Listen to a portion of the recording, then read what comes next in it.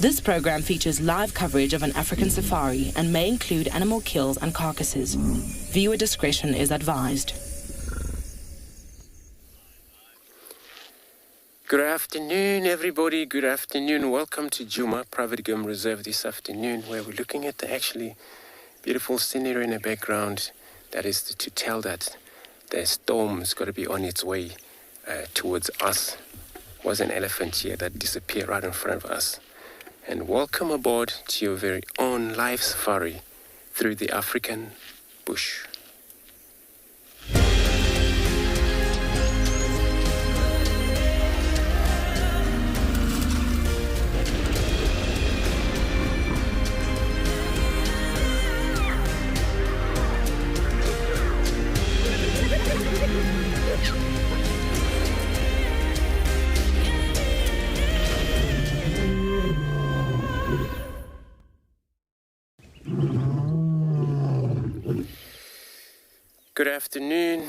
Good afternoon again, everybody.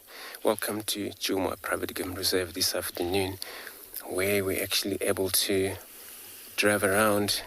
Was an actually bull elephant that was running around about. My name's Andrew on camera. I have Mpho this afternoon.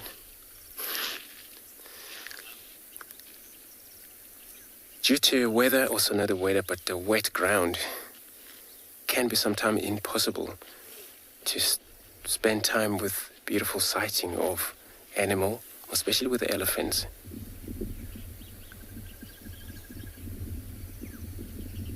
And I can tell you for sure, there is actually elephant beyond in this wood.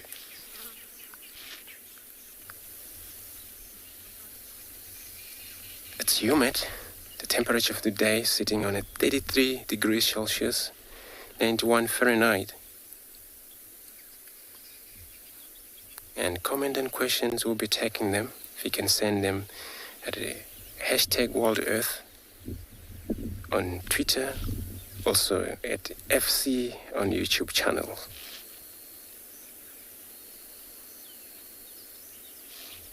And if you are under the age of 18, you can pop us an email on kidsquestions@worldearth.tv.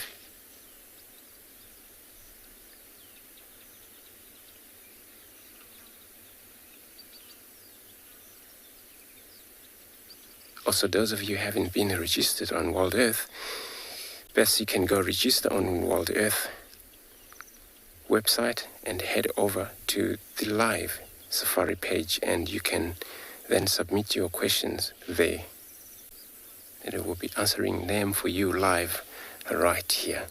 So I'm going to maneuver around. Hope if we can see this single bull elephant that is actually around in this bush.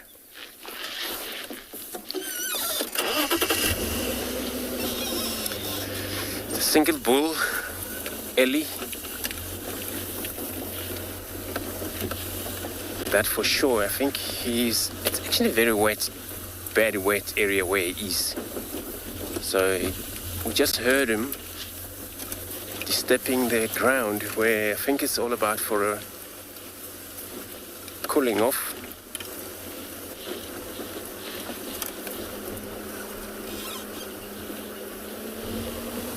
Where as an animal, as elephants, they would feed wherever they can. Where we have to drive, we cannot fit everywhere we can. Mpho, I don't know if you're able to maneuver through that, but we got a slightly visual of him.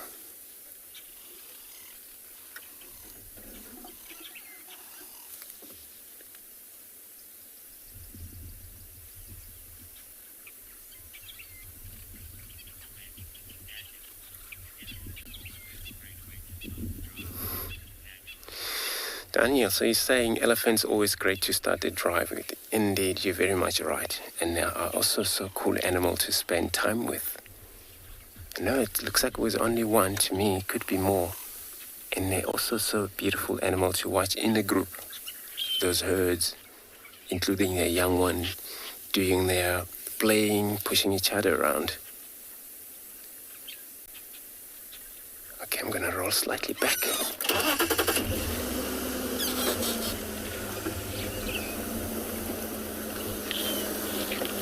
There he is. I think we can see his tusker now as well.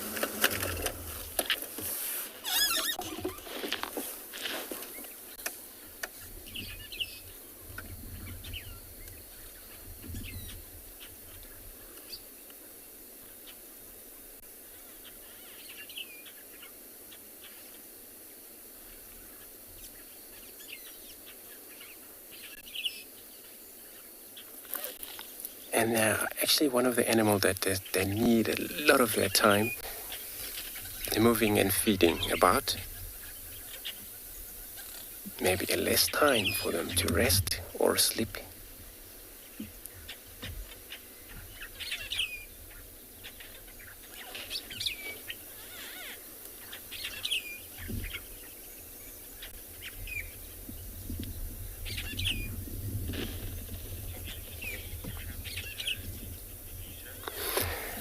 Lisa, you're asking if bull elephants travel in herds. So they travel in group of bachelor group.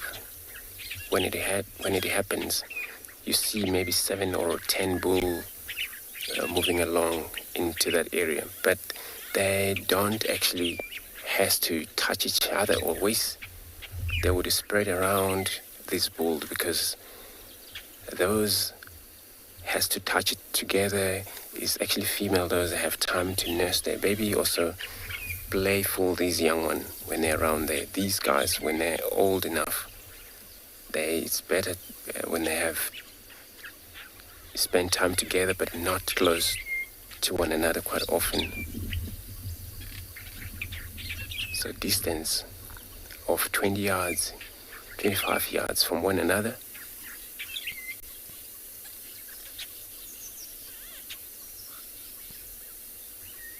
So yeah, they do travel in bachelor group.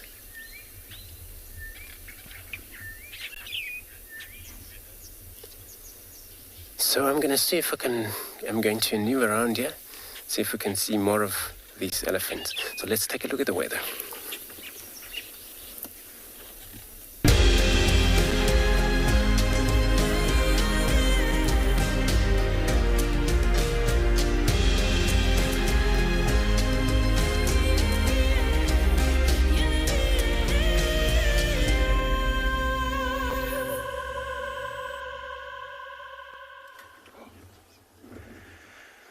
Welcome everybody to scorching and beyond Punda Private Game Reserve, where we decided that this afternoon we're going to head towards water. It's an absolute scorcher out here today.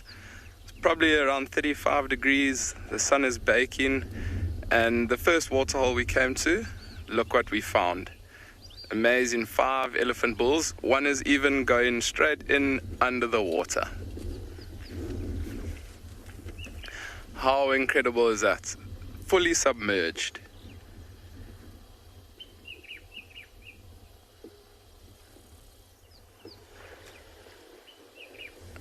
How incredible. Only the trunk sticking out. That's insane.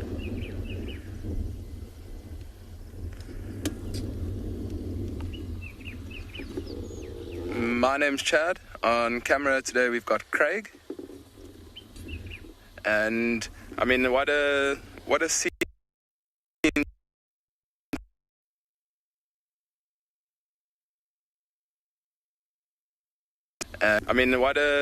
What a scene to take a minute to enjoy this.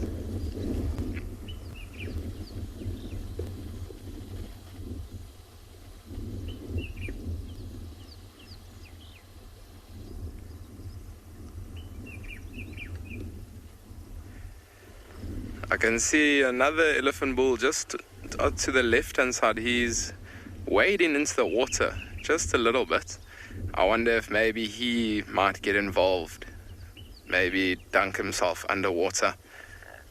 And I can see there's one just on the banks, and he's covered in mud, caked himself with all the mud around. You can imagine being such a big animal, trying to cool off. Must be quite hard, but after so much water, so much rain we've had, a massive waterhole like this is a perfect opportunity for them. Let's see if that other one does get involved.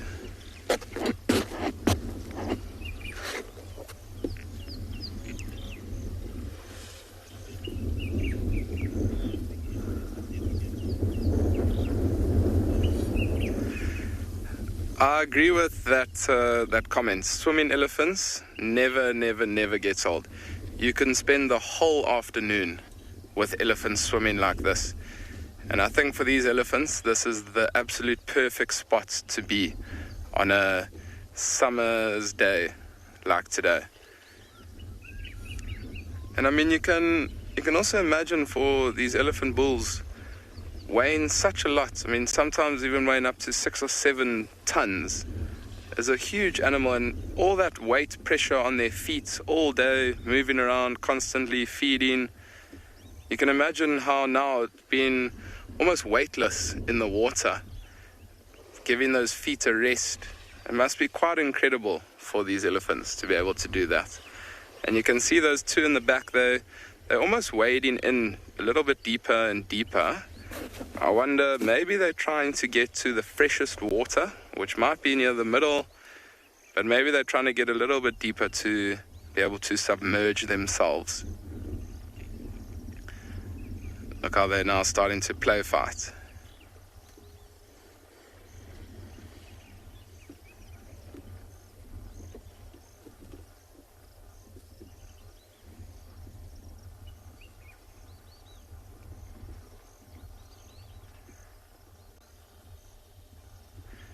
It's just one incredible scene here at Punda this afternoon.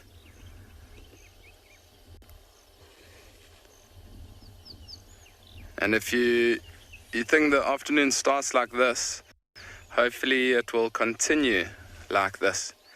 But I think we're most definitely going to spend a little bit of time here with these elephants swimming. For now, though, we're going to send you over to Ngala and see what they're up to this afternoon.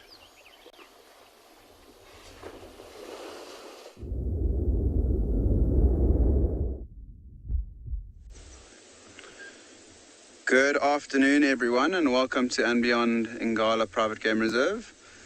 And as you can see in picture, we have also managed to find an elephant bull this afternoon. So elephants all around to start off the show today, which is fantastic. And it's just one single bull in the central eastern part of the reserve, an area that we know as the old airstrip on Ngala. And you can see how he's using his trunk, grabbing little forbs and weeds and placing them gently in his mouth. And he has been standing in almost that exact position the whole afternoon so far. My name is Nick, and behind camera we've got Odie this afternoon. And our plan this afternoon was also to look for elephants and lions. So quite nice to start off finding an elephant bull, and a beautiful elephant bull at that. And you can see he's now starting to move off. So he was feeding quite gracefully in the center of this airstrip, and now he's moving across into the guarries. I wonder if something hasn't caught his attention there underneath those guarries. Often these elephants will move around, feeding on forbs, weeds and grasses in the open areas, and move into the thickets. And you can imagine underneath those trees, where there's a bit more shade, the grass and forbs tend to grow as well. Can't see what he's feeding on now. He could have even moved onto his trunk. Looks like he's up and he's feeding on a thorn tree. So he decided to change his plan a little bit. I'm just going to quickly reposition the vehicle just so that we can see him from the side and not watch him disappear behind the bushes. It will only take 10 seconds, so bear with me. But it's a really hot afternoon here in Ngala. So it has been a warm day all around. This morning we were having power trouble, so that's why we weren't out on drive, unfortunately, but it's all been resolved. And you can see him heading straight into the thickets on the eastern side of this old airstrip. See his tusks as well. He's got quite nice small tusks, but he is a very big elephant. Really, really nice bull disappearing off into the bush. So I'm not going to loop around him for now, because hopefully we'll find some other elephants this afternoon, but our plan is to stick around here. The Birmingham Pride was seen somewhere here this morning, so hopefully we can find them. But we're going to send you over to Lauren, who's going to say good afternoon.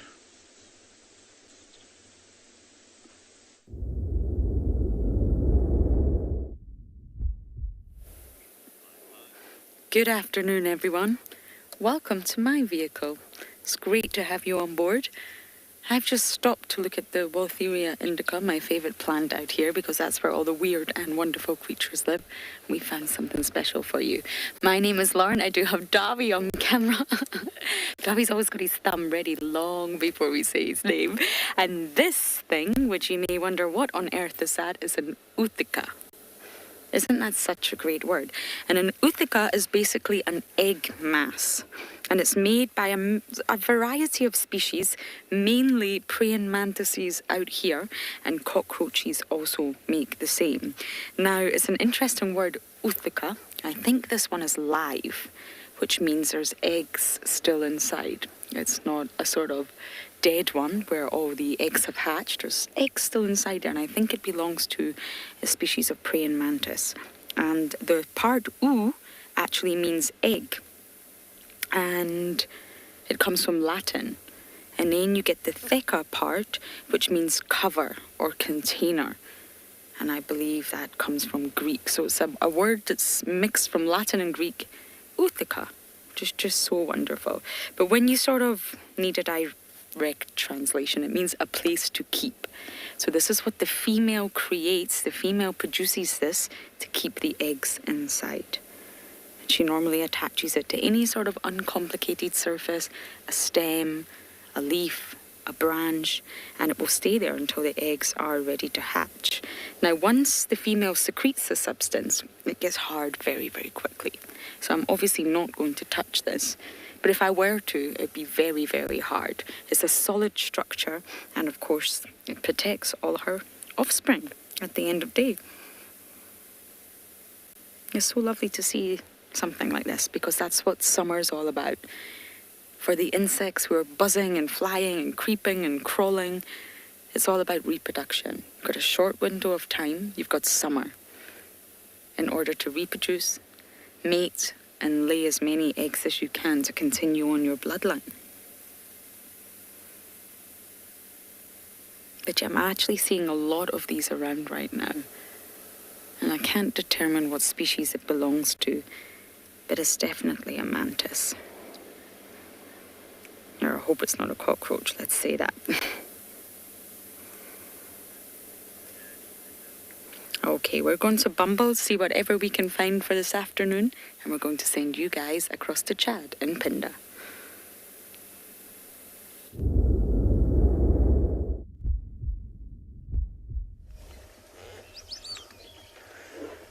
Welcome back to Pinda, where we've just moved a little bit from where we first saw these elephant bulls into a patch of shade, because it was absolutely burning our skin sitting out in the sun. But you can see now those two elephants that were wading into the water have now joined that other one. And you can see how they almost look like they're standing in the middle there, just with their trunks out. The one's now submerged fully.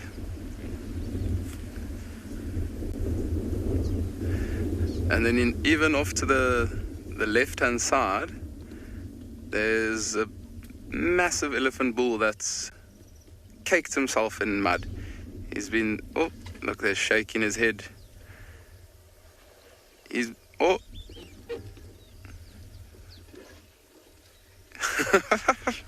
How incredible is that? Yo, he just jumped back onto his 2 feet. That was incredible to see. You can see how he's almost shiny now after caking himself in all that mud.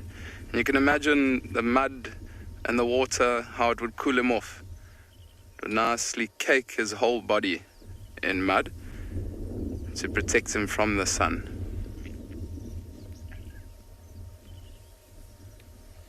But these three elephants, they're basically all in sync. It looks like they're doing pool aerobics. All very much in sync, lying down together.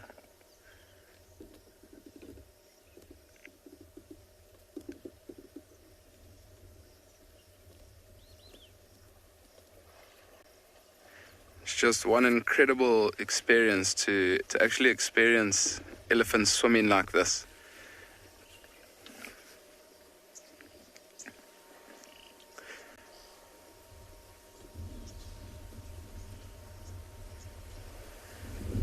I can imagine that these elephants are going to be doing this for the better parts of the morning, I would think. Oh, sorry, the afternoon, I would think. I mean, there's no better spot to be for them at this moment in time.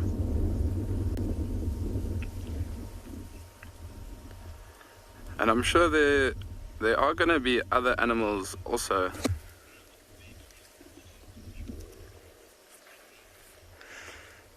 Pupendra, I hope I'm pronouncing that correctly. So I don't think there's an age. I can't put an age to when elephants start swimming. I can say from personal experiences when I was lucky enough to be in the Chobe, up in northern Botswana, and I saw a whole herd of elephants crossing the Chobe River while we were on a houseboat. And I mean, there was elephants between the ages of, I would say, probably 3 years old, up to very big elephant bulls, up to 45 years old. And they were actually holding onto the tail of elephants in front of them, just to help them along through the water. So I don't know, to be honest with you, exactly the age at what they will start swimming. But I mean, often if it is scorching hot like it is today here on Punda, you'll often get the youngsters, they won't go as far in as these elephant bulls are at the moment. But what they'll do is they'll often kick around and play around on the edge of the water. So not submerging themselves fully, but I mean, when they kick the water up, that water will then splash over their whole body, and it will pretty much do the same thing as what these elephants are doing. I hope that answers your question.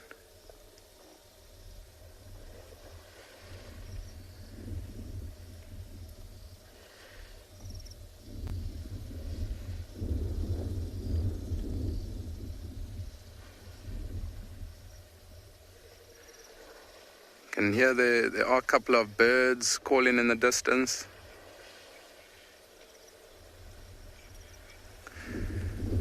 Kanilwe, elephants, I mean, if you watch these three, they're not flapping their ears as much as they would if they are out of the water. And I'm not too sure if everyone knows, but elephants, the reason they flap their ears, a lot of people think that when they flap their ears, they might be a little bit agitated and things. That's not the case. Elephants will flap their ears to cool their bodies down.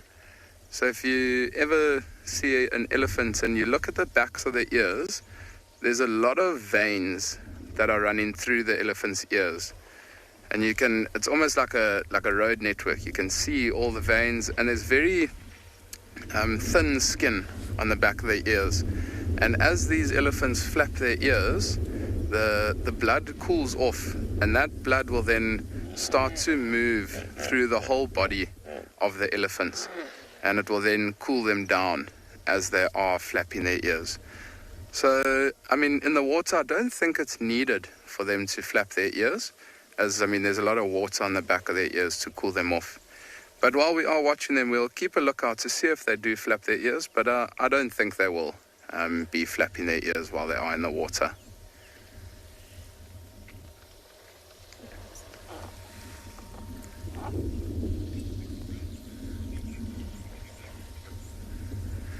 So I think we will spend a little bit more time with these elephants here at this waterhole, I don't think we want to go too far. We want to watch what they get up to.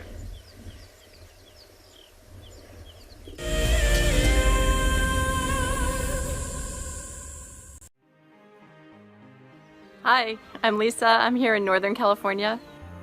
This is an Anna's hummingbird. We love seeing him because he brings a little magic and energy to our cold, wintry backyard.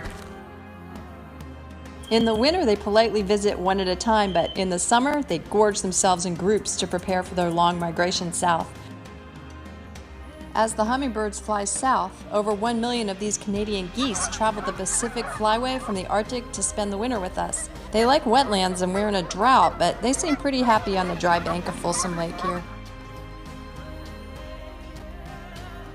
This has been a tough year everywhere. But one good thing was we found Wild Earth, who encouraged us to relieve our stress through nature. There's a saying that a distraction is momentary, an escape helps you heal.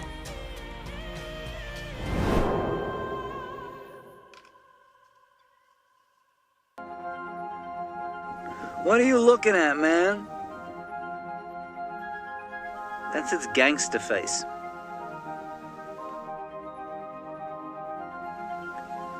It has the manners of a common variety vagabond. Look at it, chewing with its mouth open like that.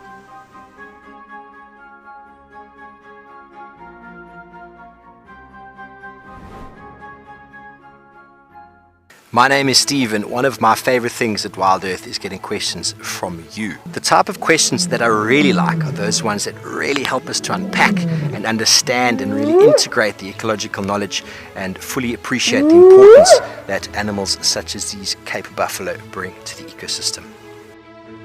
If you want to ask a question on Wild Earth, you're going to have to register on the website. But once registered, just head on over to the live safari page and enter your question under the live feed. Guys, have a look at what we've got. This is better than my birthday. Look at that. This is the first time that I ever see cubs this small.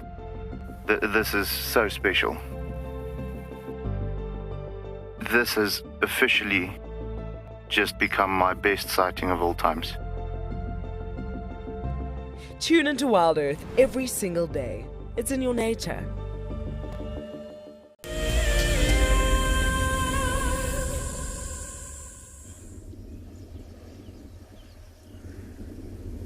So we still parked here in the shade.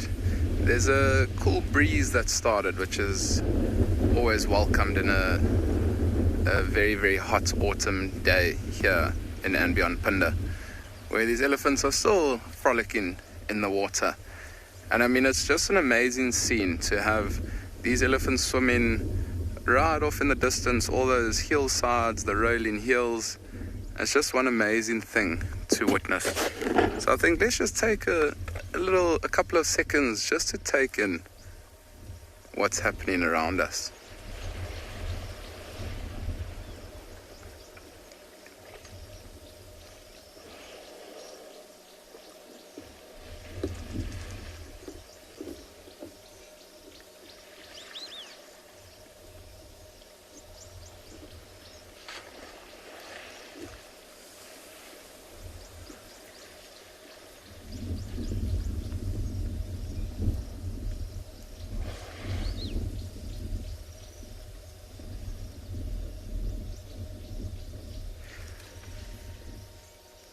It's just amazing to sometimes just take in everything around us. I mean, I can hear the elephants sometimes when they bring their trunk up, they're spraying water out of their trunk. There's a couple of birds calling around us. I heard the hippos even.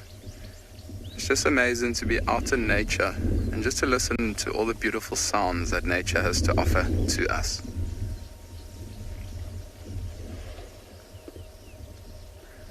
It looks like that elephant bull on the left-hand side seems like he's contemplating getting out, but I think with the elephants that are swimming, maybe he's going to turn around and potentially join the others again.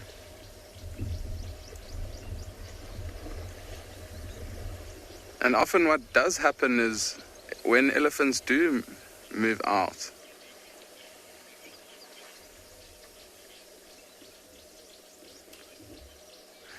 Enlightenment, I don't think elephants will get ear infections. I'm sure there is a possibility, maybe if the water is dirty, maybe if there's a little bit of water inside their ear and maybe they bash up against another elephant and then there's maybe creates like a water bubble that goes into their ear, maybe potentially.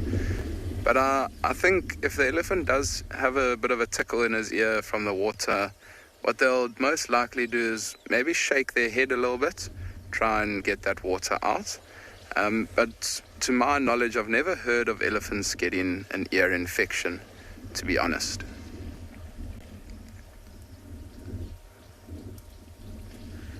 But it is an interesting thing to think about, if they would. But yeah, to my knowledge, I don't think so. I was saying just before that question that often when elephants swim like these ones, you often see that once they're done swimming, they'll actually go to the side and they'll use all the mud on the side to cake themselves in mud. Because now with them not feeding for a while, they're going to most likely from here start to head out and start to feed again and graze and browse into the afternoon. So it'll be interesting to see that one on the left, if it does stop and maybe even use its feet to kick up some muddy water, and then eventually throw it onto himself, just to make that protective layer around his skin.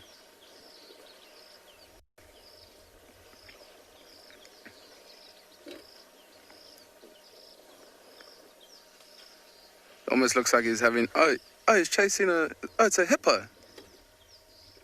It's a hippo that he just chased.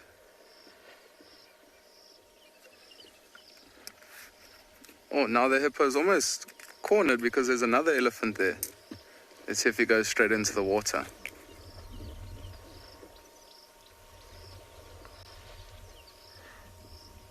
So that was amazing. I was wondering why that elephant's shaking his head and throwing water around, but I didn't even see that hippo on the side there.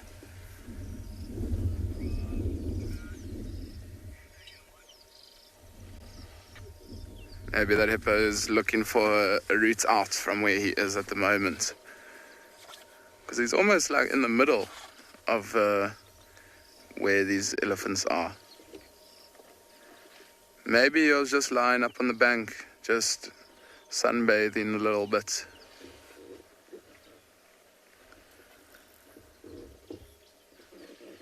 But I can see now that that elephant that just got out the water that chased the hippos has just stopped. I wonder if it maybe might be feeding. And you can imagine with a lot of water around here, a lot of rain we've had, especially right next to the water, there's a lot of reeds and things, and they must be very, very rich in nutrients. Also, they must have a lot of moisture in them. And so these elephants might even spend a little bit of time right around the water feeding.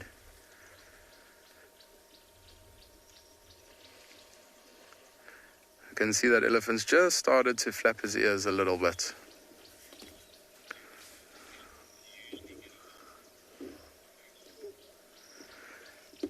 A moose, elephants and hippos, I wouldn't say that they get along. I mean, you saw there that elephant shook his head a little bit, threw some water around, and also he put his ears out quite a lot. So that indicates that he's a little bit annoyed that hippo was in his path. But I mean, elephants, they're not going to go out of their way to try and kill a hippo. There might be circumstances where there might not be too much water around, and say there's a hippo that's wallowing in the water, and that elephant wants to get into the water, he might just chase him out of the water so that elephant can then have the water to himself. But I don't think he'll necessarily try and kill him. I think it's more like I'm bigger than you are, you must move out of my way, than trying to kill the hippo.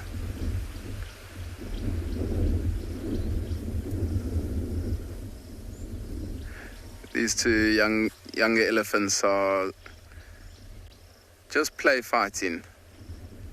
And often they'll even size one another up like that, showing each other whose tusks are bigger. But I think for now, we're going to send you over to Ngala and see what they've got for you.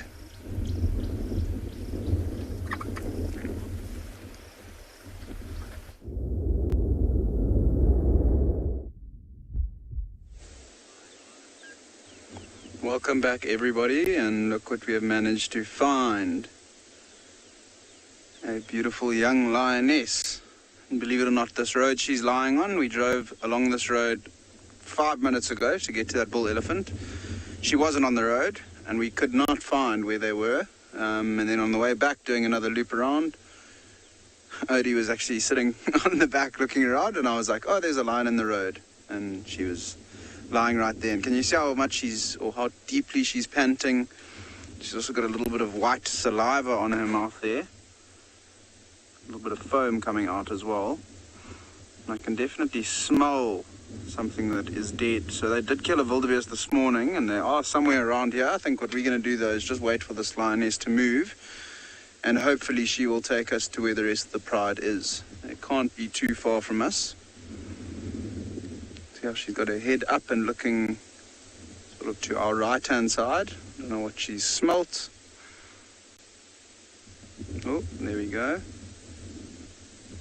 It's incredibly hot this afternoon, so we are quite lucky to have this lioness even standing, or I mean even sitting for us here. If I were a lion, I would be fast asleep under a tree. There's a herd of impala up in front of us. I don't think they've spotted her yet. We haven't heard any alarm calls or anything of that sort. Oh, and back down she goes. So yeah, you can see that deep panting. That's mainly as a result of the heat this afternoon, as well as the fact that I think she has fed on that carcass this morning. Her stomach is looking rather full. There's no blood on her, so she's cleaned it all off quite nicely. As I mentioned, it is one of the sub-adults, so it's one of the 2.5-year-old lions from the Birmingham Pride.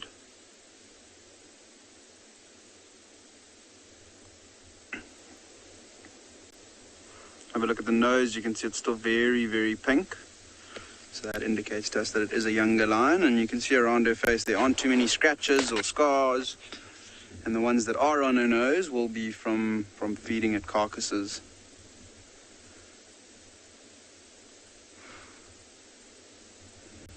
Be interesting to see where she takes us a little bit later.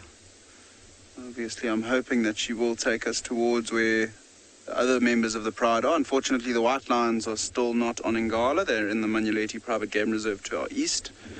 We have had confirmation from some of the rangers that work in that part, or in that reserve. And they haven't been moving too far of late. They've been pretty much sticking to the central parts and around the riverbed. And that's also as a result of the lioness who has the 3 small cubs, which we have seen, or which you've all seen a couple times on the show. And this female is actually one of the previous daughters of that lioness with the 3 young youngsters. There is also another lioness that has given birth in the Timbati River. We have not yet seen those cubs. One of the other rangers got a shot of them after drive had ended this morning, moving den site. So she has moved her den, and a little bit later today we might even try and head over there as well. She's very observant at the moment, looking around, listening. I think she's come to lie on the road as well, just to get a little bit of the breeze that is blowing to try and help her cool down as much as possible.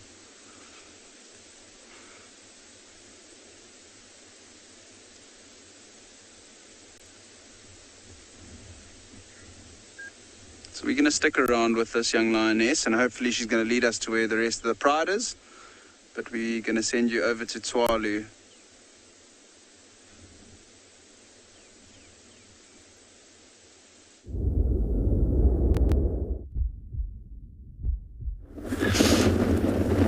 Good afternoon and welcome to Tswalu. And we've got 4 cheetah for you again this afternoon. So they're just lying up in the only shade available in the open plains.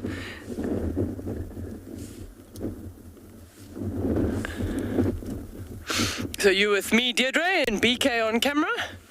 We'll stick it out for you so that we can see what they'll get up to, but it will take them quite a while to get moving. It's really warm out today, so it'll be a while before they start thinking about moving. But they sat up because we arrived, so when we arrived they were passed out. And incredibly windy, so the wind definitely suits them from a hunting perspective, because it takes their sense of smell or their scent away from animals and gives them an advantage if there is any prey in the area. If I look around, I don't see much now, but it will change as the sun goes down closer to the horizon and it starts getting a little bit cooler.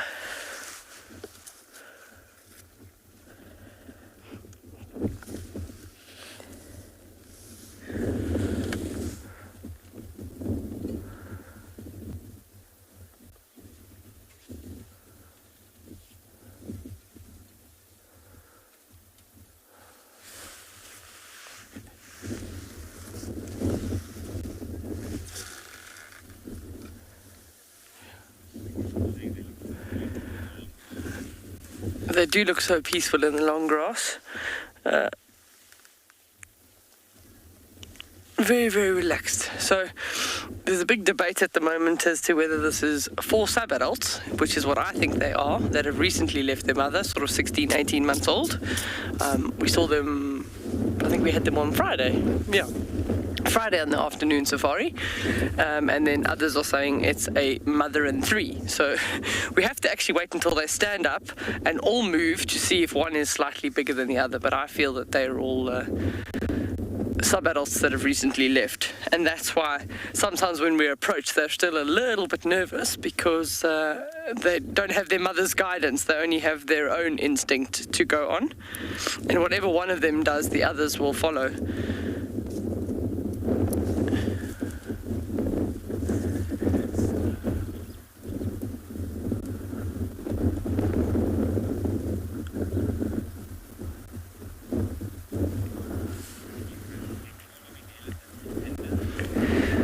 We're going to stick with them for a little bit, but yeah, it doesn't look like they're going to be active too soon. We're going to send you across to some actively swimming elephants at Pinda.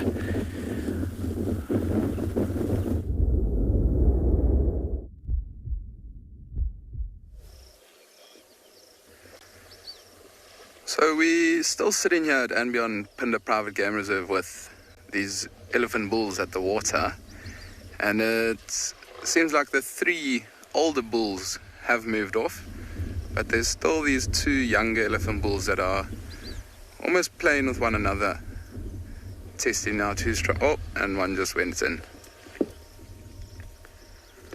But I don't think it's going to be too long before these 2 maybe continue for the rest of the afternoon. Maybe they're going to start heading in the same direction of where those 3 other bulls went.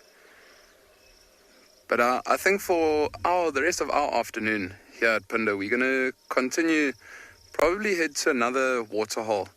And we had a herd of buffalo this morning, not too far from water. And I think it's a good afternoon to go from waterhole to waterhole. Maybe see if we can find any rhinos, black or white rhino, and then also some buffaloes wallowing. I mean, with these elephants being in the water, it shows us that the animals out here are extremely hot. So I'm sure they're either going to be around water or very, very close to water. So I think that's going to be our game plan for this afternoon here at and beyond Pinda.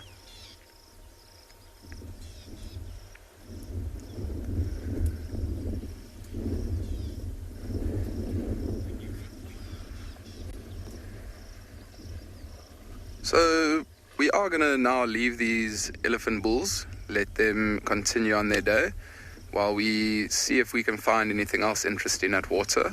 But for now, we're going to send you over to Lauren at Djuma.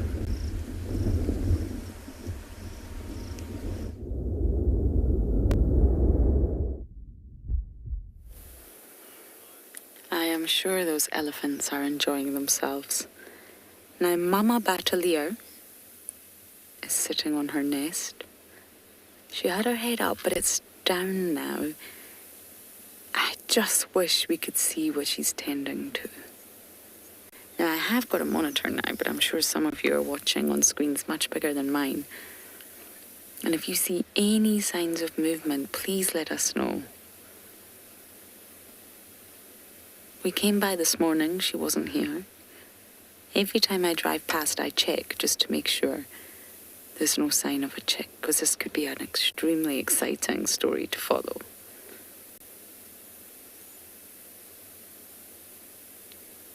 Doesn't quite look like a batalier from this angle, does she? She's got that coppery shoulder, and you can see the white flight feathers, the primary feathers. Hello, Mama. It's definitely the female.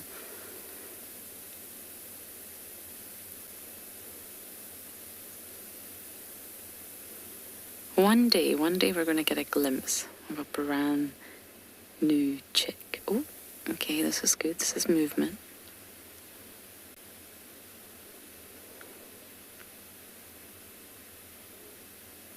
And you also won't believe it, Davi and I have spotted more European bee-eaters. I can't believe it. Oh.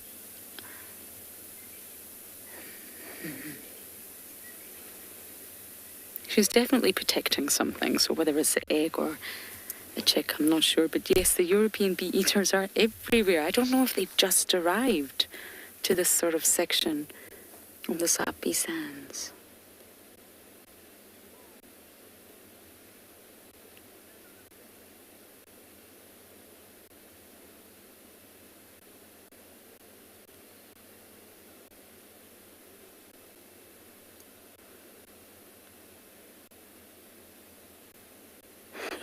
We see you.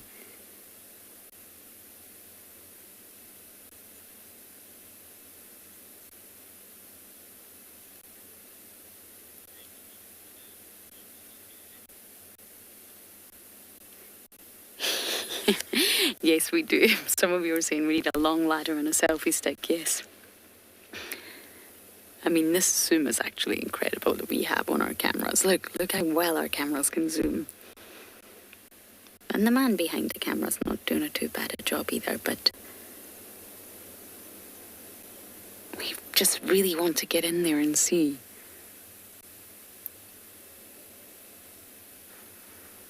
Not disturb in any way, but just have a little look.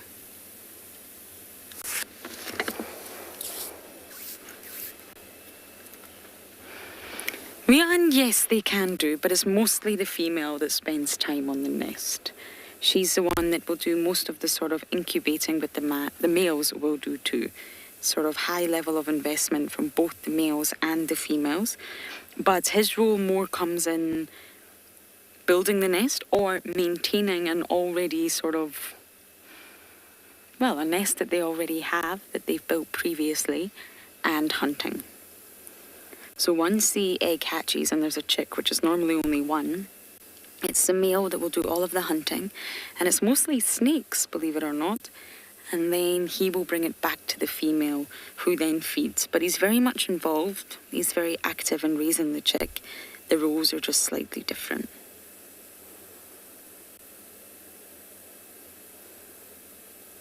But they both do care for the chick. Okay, we're just going to scratch around this area, see if we can see any signs of mareebs.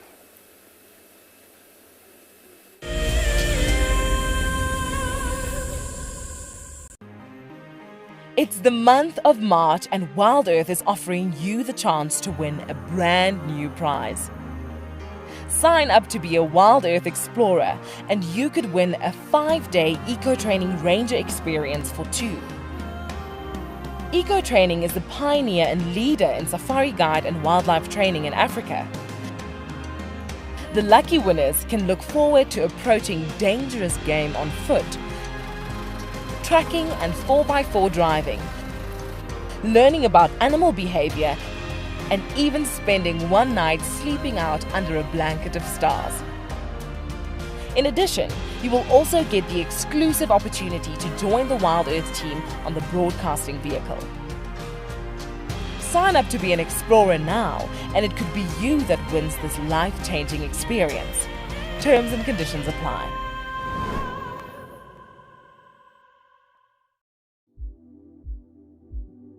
We get asked quite regularly what are the differences between African and Asian elephants. We caught up with Haresh, who's from Leopard Trails, which is based in Sri Lanka. Of course, size and weight is the first thing you notice. The African elephant is much bigger than the Asian elephant. Tusks. In the Asian elephant, it's a very small percentage of male elephants only who have tusks. I was told that there's a theory that the African elephant's ear is in the shape of Africa. The Asian elephant has a much smaller ear. The elephant represents the bush and the jungle in Sri Lanka in a quintessential manner, and I think it's very important that we do whatever we can to protect them. Hi everyone, my name's Daniel Fisher and I'm going to be your guide this afternoon. I'm looking really forward to taking you through and showing you all the beautiful places here at and beyond Ngala.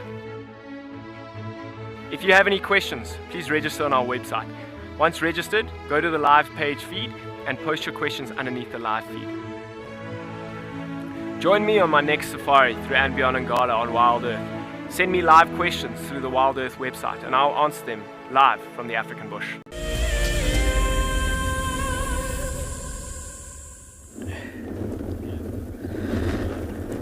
So you're back at Tswalu, and we're just going to watch these cheetah for a minute or two and see if they do anything. They're pretty much flat cats at this point, and give you enough time to send your questions through to #WildEarth and then put @FC in front of the question.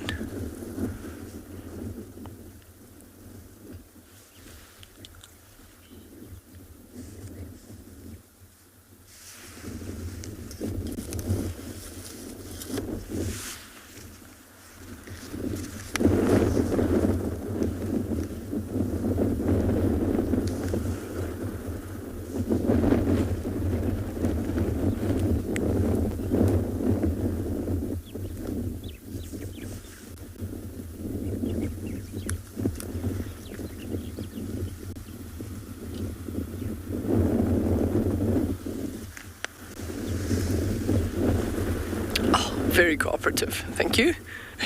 So we're sitting with about a 24km/h wind at the moment, which is quite strong for here. It might mean it brings in some kind of cloud cover over the next few days, but it should calm down later. And it certainly makes them nervous as well. Every time there's a big gust of wind, at least one of them looks up, looks around, and then they lie flat. And now we have the situation where all four of them, their heads are up. Oh no, minus one. He's dropped down. There's some grooming going on there. Beautiful.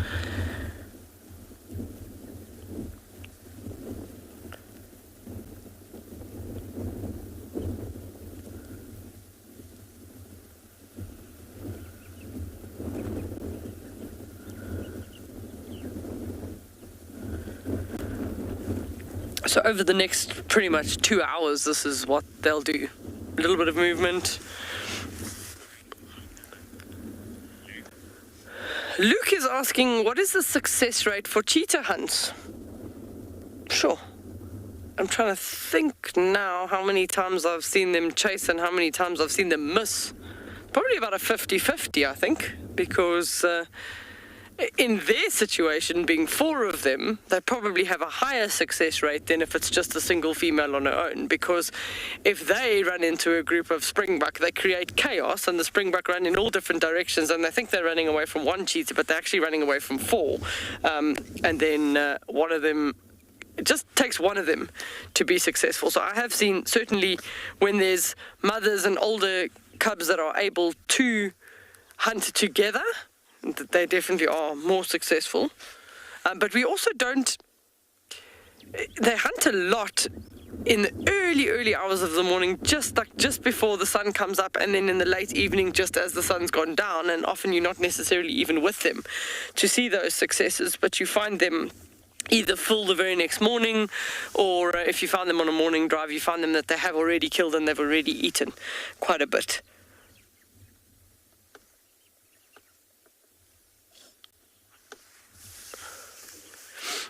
So we're going to stick around, see, maybe they do something in the next segment. We're going to send you across to Lauren in the meantime to say hello.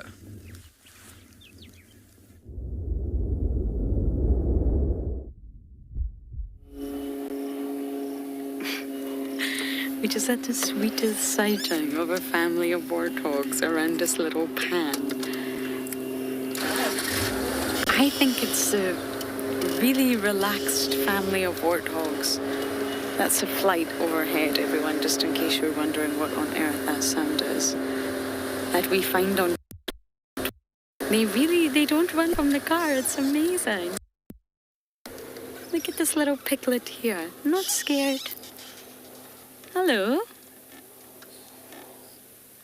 I mean, warthogs here normally run, but there's a family, and I'm sure this is the one, but if it is the one, then sadly they're missing a member, but they just walk right past your car, not a care in the world. But they probably should be a little bit cautious. What's happening here, Mama?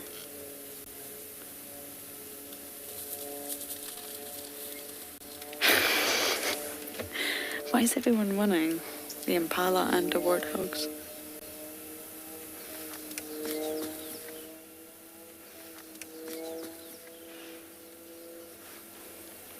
It could possibly be the flight. Something just startled everyone coming from this way.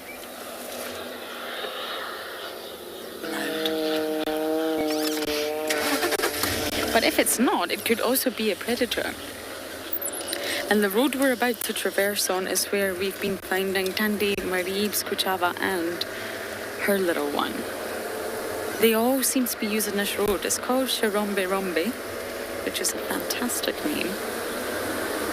So I think we should just scratch around, but I do think it's a flight that actually scared them.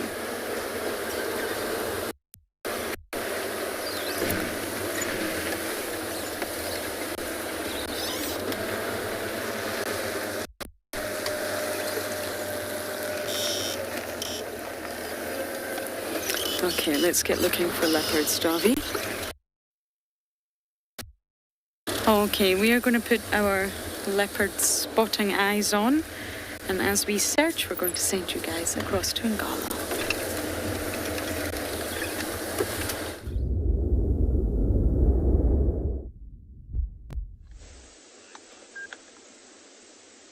So we're still sitting here with this single lioness. We did have a look around again to check if we could see the rest of the pride, but they are hiding away from us this afternoon. We can't see where the off-roading tracks are, and we can't find where they are, but I'm sure they are not too far from here. And this lioness has been uncomfortably repositioning herself, lying on her side and then popping her head back up, and I think it's because her stomach is very, very full. So she's closing her eyes now, so she is trying to rest as much as possible. I'm sure they were moving around a lot last night. It wasn't too far from where they were last seen yesterday morning to where they are now. Didn't have to journey too far, and I'm sure for those young lions, the 3 smallest cubs that we have seen, they were quite delighted that they didn't have to travel a long distance last night.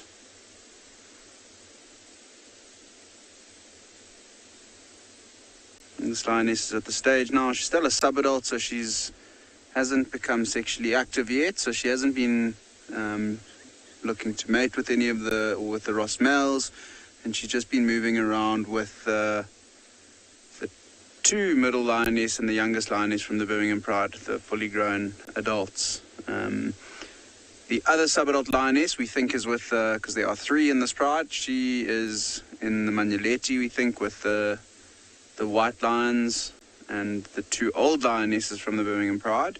it's interesting to see the split this year. I mean, last year we had a very similar circumstances where the pride was moving around in 2 different groups, and this year they've done it again. I think this year more so because 2 of the middle lionesses are denning, and that means they can't move big distances and they're actually moving away from the pride. And Eddie's having a look at the shot where we are. So we've managed to position ourselves quite nicely in the shade because it is very hot, and just like that lioness, we're not too keen on sitting out in the sun. And as I mentioned earlier, there is a beautiful breeze blowing. You might even be able to see the grass. You can see the grass moving around there a little bit.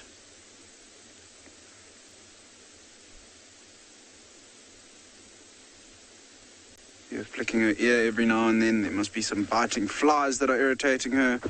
But with their fur and skin, it doesn't seem to bother them too much unless they are going inside of those ears. I actually can see some flies flying around her ears.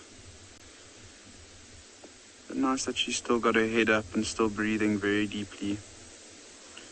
With the coat as thick as hers, she must be much, much hotter than we are finding ourselves this afternoon.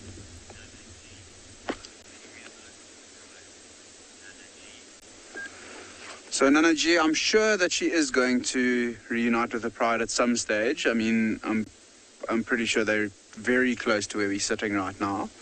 I don't think they would have moved too far, considering that they had caught a wildebeest this morning, a blue wildebeest. I'm not sure of the size of the animal that they caught, whether it was a young one. Oh, and then she rolls over. Now you can see just how full her belly is as well. So I'm sure they are somewhere around here. And I don't think they're too far, considering the fact that it's been so hot today. There's a chance that maybe they've just moved under one of the big trees around here, where it's just a little bit too far off road. And this lioness has just come out into the open to take advantage of the breeze that's blowing. And with the fact that the small cubs are around, it's not really a good idea to walk anywhere near this area, because if that mother of the small cub sees us on foot, she's going to react very differently to seeing us in a vehicle. She's going to be very, very defensive towards us. Oh, heads up, looking behind us. Sorry if the vehicle does bump a little bit. I'm just having a look behind us to see what she spotted. But I think it might have been something that she smelt rather than something that she spotted that got her head up like that. When we were sitting there, we did smell something. It smelled like either a dead animal, maybe the wildebeest, or maybe some lion scat. But she doesn't seem too interested. We also did see a black-backed jackal around, which is a scavenger in this part of the world, and more than likely here as a result of the carcass that's somewhere around here that we're hoping to find a little bit later. And I think what we might do as well this afternoon, some of the other rangers are driving and have guests, so we might have to make some space for them here. Then we might head towards where the area of the other lioness, which is denning. As I mentioned earlier, she did move at least one cub this morning to a new den site. And it would be very, very cool to see a lioness carrying a small cub in her mouth, or even just bringing them out into the open for us to see for the first time. I have not yet seen them. Owen's seen one quite late at night from quite a distance. I didn't get an excellent view of it, but I'm sure in the coming days and weeks we're going to see lots and lots of those little lions.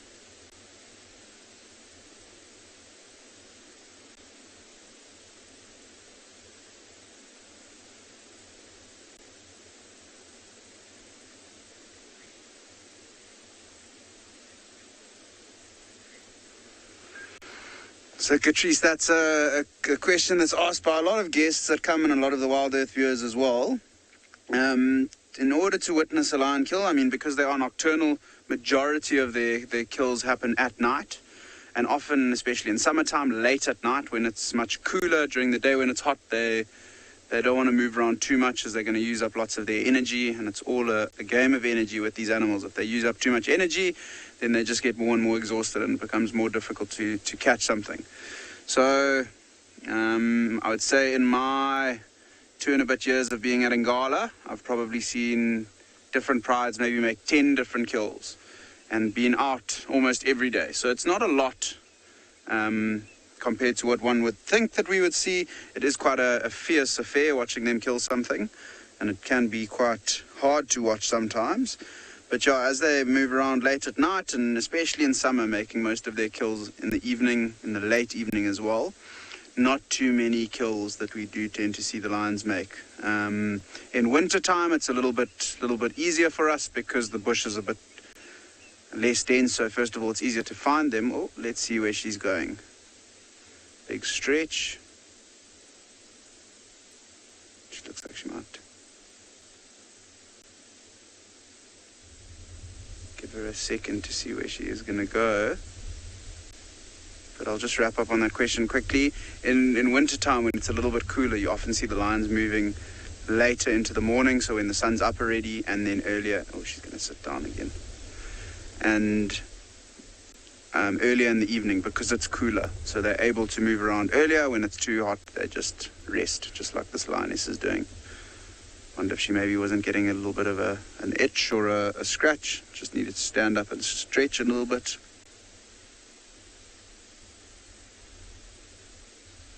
The focus definitely has been in the direction that she is looking at now.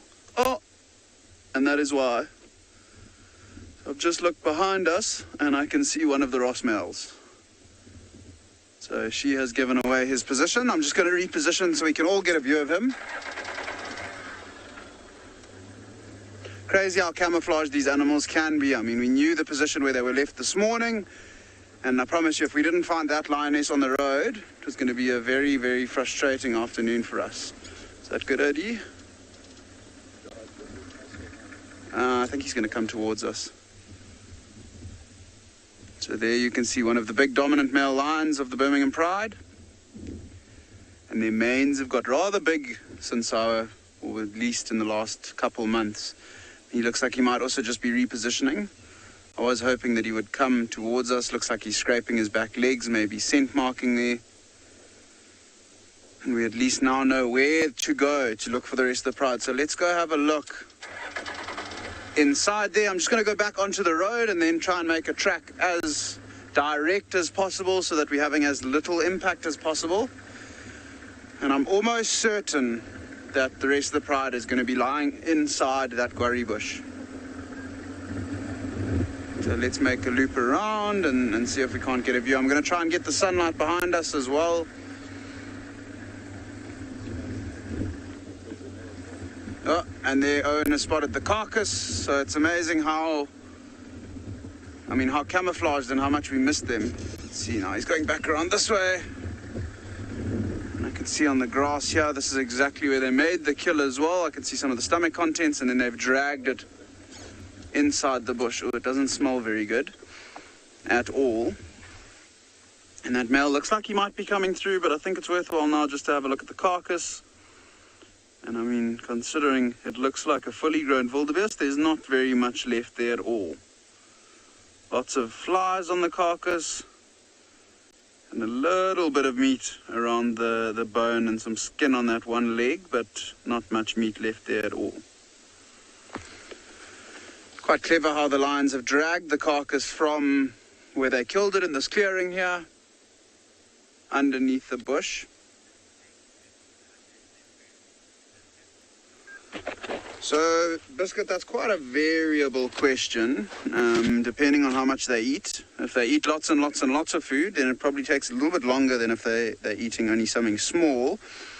But something like a wildebeest, maybe, look, it's also variable depending on the amount of lions that feed on it. But if I'm correct, there should have been the 2 males, 2 fully grown lionesses and 2 subadults feeding, and then the 2 youngsters that are about a year old, and the 3 youngsters that are very small, but they won't be eating too much yet. But yeah, wildebeest between sort of 6-7 lions, probably digested by tomorrow morning latest. They might even look to hunt again this evening because the 2 dominant males were here, so they would have fed first on the carcass and fed until they were full before they'd let the other lions come onto the carcass. And you can see this young lioness is now coming back towards us, which is fantastic. We're positioned perfectly here. Hopefully, oh, big yawn.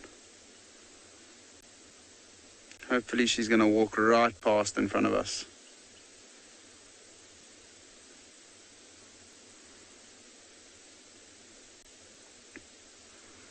always lovely to see a lion being active. And then when I say active, even just repositioning like she did there, standing up and moving around for us, is active in my opinion. And it's lovely to see them to be able to walk and see the muscles on their legs and just see the size of them as well. Really is special. She's now moved sort of half in the shade, half in the sun. Odetta, I 100% agree with you. She is in fantastic shape, and pretty much all the lions in the Birmingham Pride are in unbelievable shape at the moment. All of them are looking super healthy. Their coats are looking nice and in good condition as well. And I know most of the Ngala rangers and the people that work at Ngala are very biased towards the Birmingham Pride, but I am yet to see lions that are as beautiful as these lions that we have here at Ngala. Other prides that we see, Breakaway Pride, they've got the same genes as the Birmingham Pride, so they are similar in stature and size and condition. But then we saw another pride, I think you saw it with Dan the other day, the Mayan Bula Pride, and they're also beautiful lions, but in my opinion, they're just not as nice as the Birmingham Pride.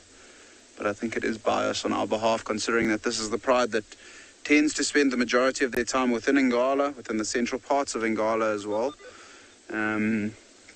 And the fact that the two white lions are in it makes it a very, very special lion pride for us.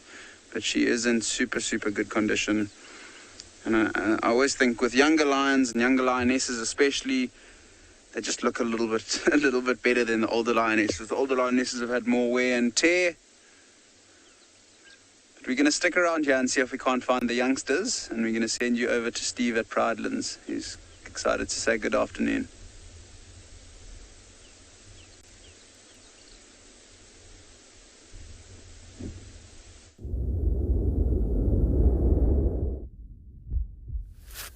Hello everybody, good afternoon. Welcome to Eco Training Pridelands, where my name is Steve, joined by Gert on camera, and we are very excited to be with you. We have been out for some time, but we've finally gotten ourselves into some signal, and well, good afternoon to all of you. It is very hot today. It's about 36 degrees Celsius.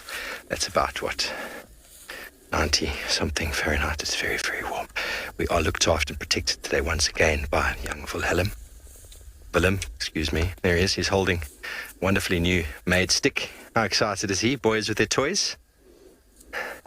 Now, we were walking some elephants earlier, but they were just a little bit low down in the depression. So unfortunately, we weren't able to get them on camera for you, but it's something that this young gentleman is getting the hang of and really doing a very good job of. Now, I've gone and harvested a plant over here, and this is the silver, I think. This is the silver raisin, or the white raisin, one of the two. Very, very common, very easy to find. Elephants love eating them. Nice, simple leaf. You can see how serrated the leaves are, but specifically how different the color is, the top and the bottom. And if I show you the bottom, where they join the petiole there, difference in size called obovate, very characteristic. The elephants are feeding on this at the moment for the bark, and not really the leaves. The leaves obviously are browsed, but they're not really eaten at this time of year. And in the winter in June, we see these get ripped up for the roots. Now, the reason why I harvested it is I'm doing a men's primitive trail in a few months, and what I need is a fire drill. Now, we talk about fire drills. Drill, when you make a fire, you take the wood. So this piece of wood here is perfect for making a drill. There's plenty of it around, so I'm not unsustainably harvesting. So I'm going to pull off all of the leaves, of course, all the branches, then strip the bark. The bark is actually quite fibrous and can be used for all sorts of things, probably for making rope, which I still got to get good at because I haven't done a very good job of making twine and rope in the past. But I think the trick to making rope is that you've got to stitch it together, or you've got to leave it in water overnight so that it stretches and shrinks and swells and all that sort of stuff. So the bark here itself is quite easy to strip off, and that is what the elephants are feeding on. But look at how thick that bark is there. It's not a very big bush. The raisins don't normally get too big out here due to the fact that elephants eat them. But that very thick bark is obviously designed to protect it against insect damage and fire.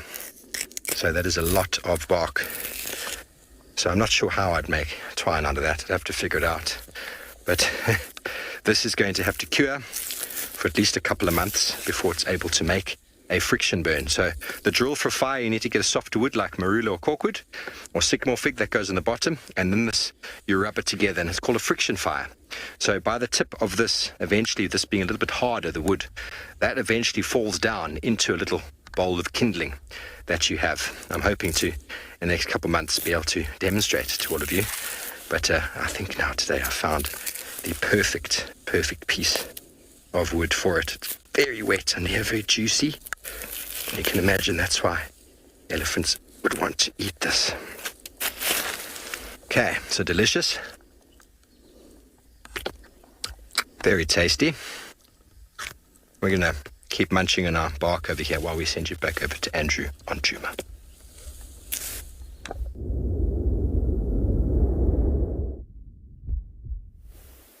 There's more coming out to the right.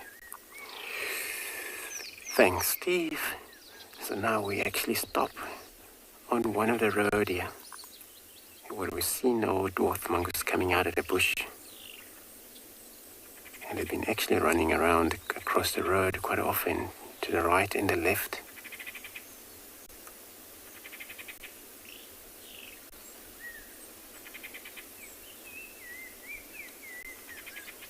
So it's probably the whole colony, as all groups call colony of mongoose.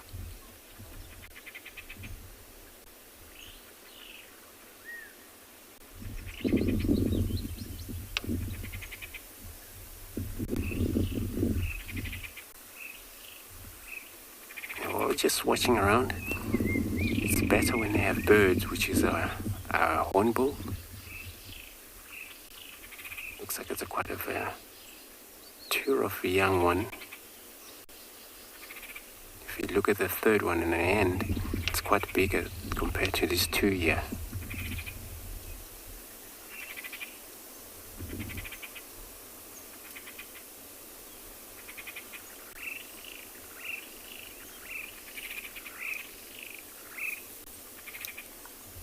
They're very alert, so important when they're out to this open. Check around.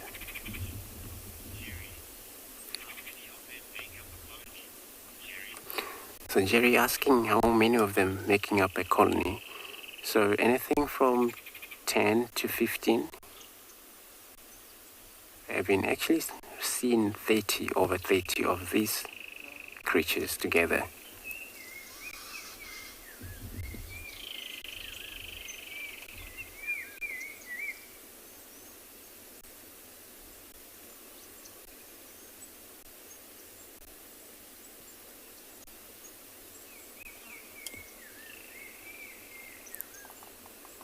We'll be running around like this the whole entire day, searching for insect beetles, or all a lizard.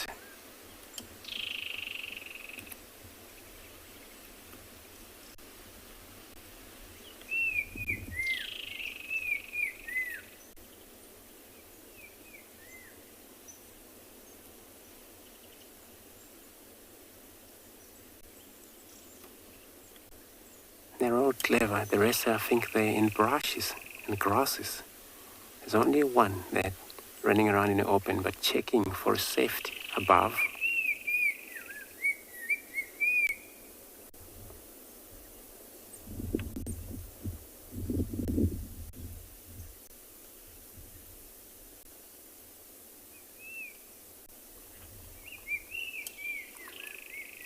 Everyone, you're very right.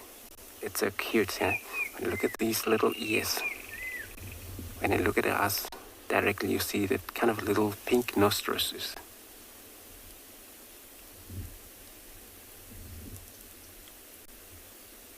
And they're always in this color, dark brown.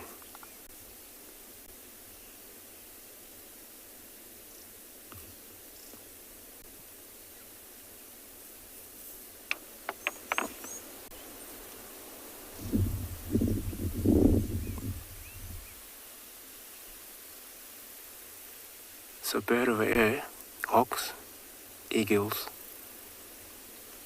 a leopard. It's a serious predators for these creatures.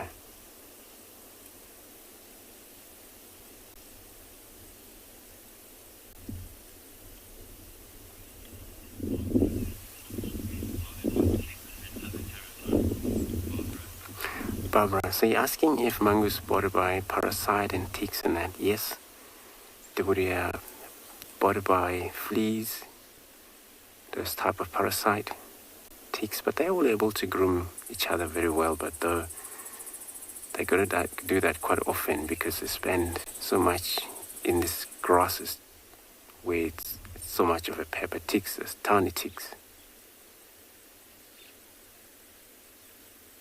Off it goes.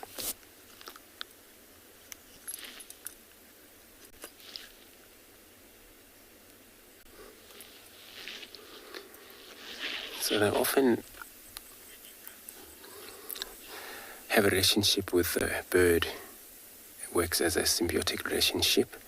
But since they have vanished, we're going to carry on, search around, see if we find anything for everybody.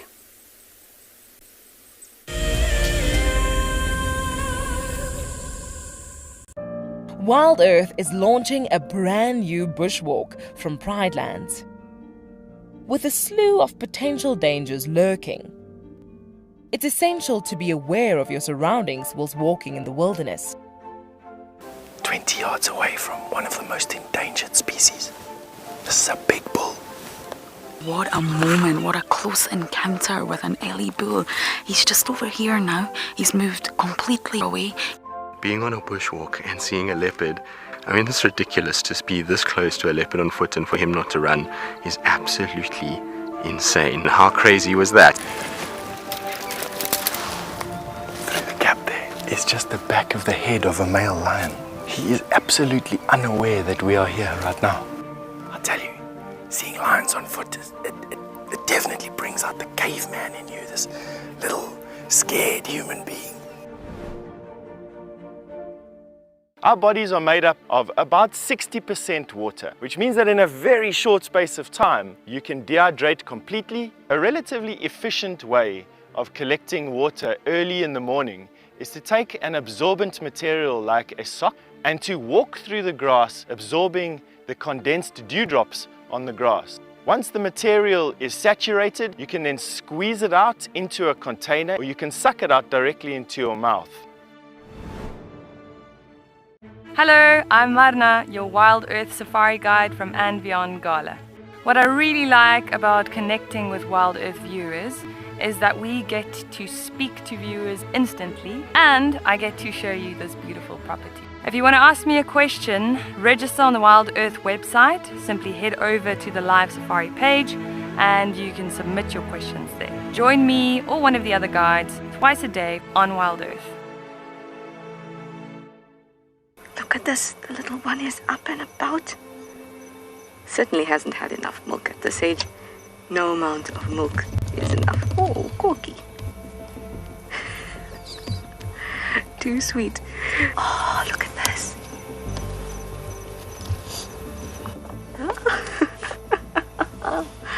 That is stunning. Tune into Wild Earth every single day. It's in your nature.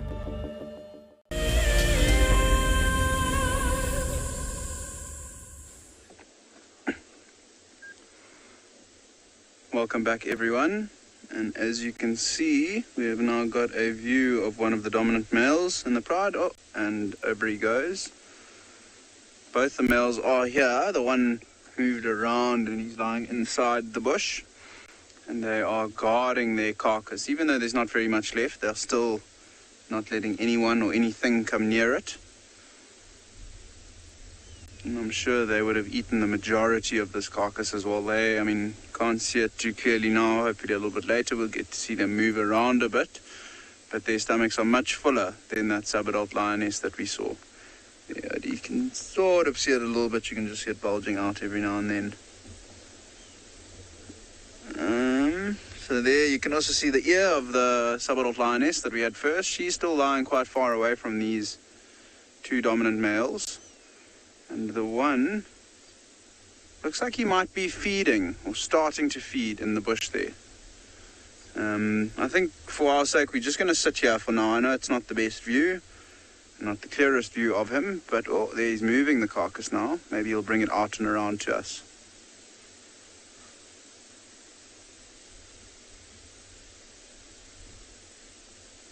No, he's just repositioning and going to eat some more. And the two dominant males of this pride, as I mentioned, the Ross males is what we refer to them as, and they have been the dominant males now for close to 3 years since they've taken over. And pretty much since the beginning, everyone at Ngala has been mentioning how they don't think they will survive and be in control of the Birmingham Pride nowhere near as long as they have been, and they are just looking stronger and stronger by the day. Okay, that one male is eating now, so I'm going to try and move the vehicle around because there's no clear view of him at all from here. Whereas if we do go around the other side back to where we initially were, we might get a nice view of him. Also, while we move around here very slowly and carefully to make sure that we don't startle or disturb any of the other lions and the cubs, because I'm sure they are here, I'm sure they're not too far. Still haven't seen them yet, and still hopefully waiting for there's some pushed up grass heading north there, so there's a chance that they could be. Oh, Odie, look to the right here. Well, I might have to go a little bit further forward. We've got lots and lots of game around us now. So there's also a male elephant standing in the airstrip. I'm sure it's the same elephant that we had earlier that's come out, and you can see the herd of impala, bachelor herd of impala there as well. And he's also coming out to feed, same as the impala. He's not going to be worried at all about these lions. I think the wind is blowing from his direction towards us, so he's not going to be able to smell the lions at all, which is good for our sake. If he did smell the lions, there's a chance that he might try and chase them away. Probably not, but there's a chance that he might. Is that good, Eddie? Okay, there we go. I think we've got quite a nice shot. Look, it is still quite thick in there, and it's not going to be too easy to get a very clear view of him, but you can see him through the fork of the magic quarry tree. And that does not look too delicious.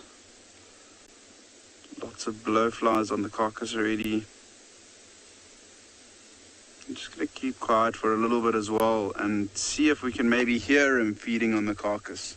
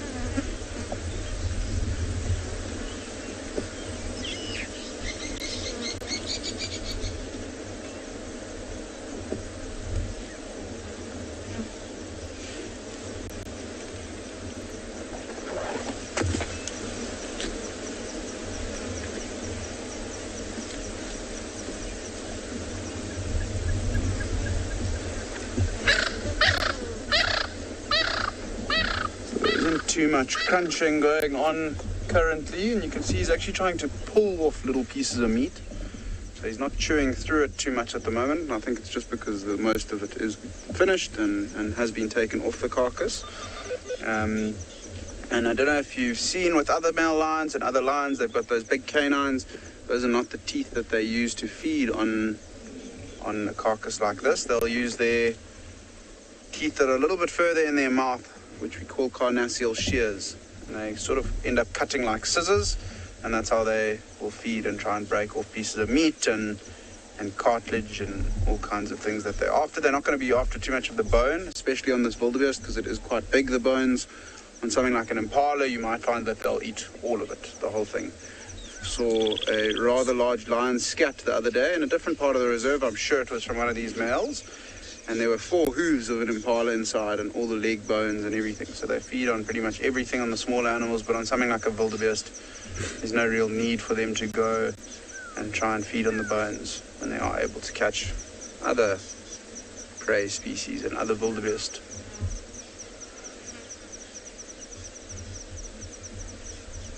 Doesn't look like he's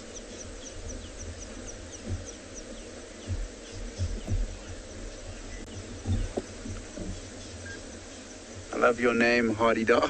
And who lives longer between a lion and a lioness? So in the wild, male lions tend to live to about plus or minus 10 years.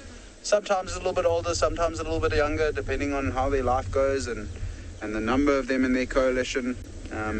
At 10 years, they usually will become dominant within a pride between 7, 8 years, around then, if they've got a decent coalition, maybe a brother or two with them.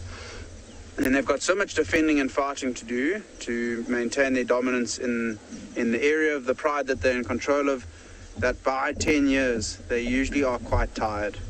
And then what often happens is younger males, stronger males, that then will be 7, 8 years old, will come into their territory and they'll have a fight. Often it's a fight to the death or a fight till injuries that will result in death. So that tends to be why male lions only live to about 10 years.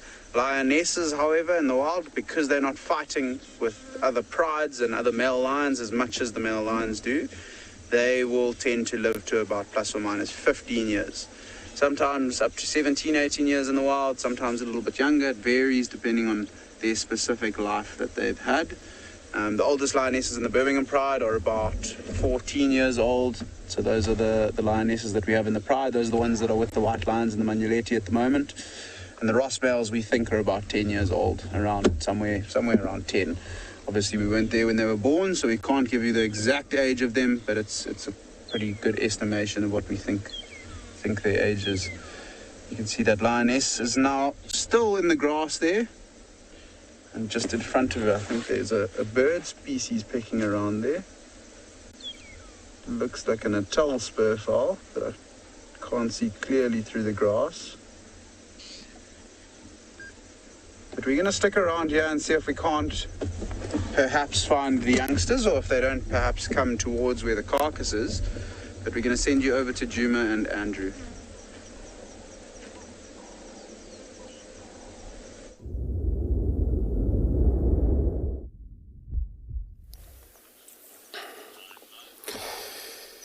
Good luck, Nikki. Hopefully they get to show you the cubs. Now we are stopping here looking at the young bull elephant that is actually right in a slightly open patch.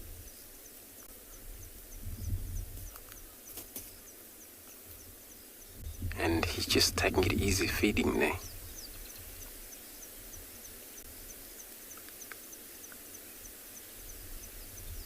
And he's sweating slightly. His temporine is sweating with the temporal gland.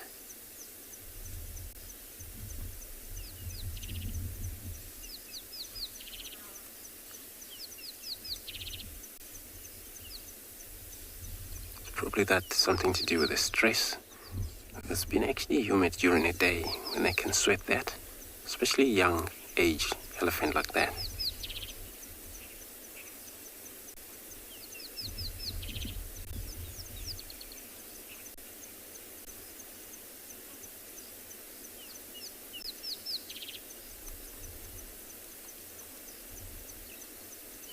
Where he hasn't actually reached his 25 yet. So he's not yet competing with the bulls around here for a mating and things, or coming to an mast yet.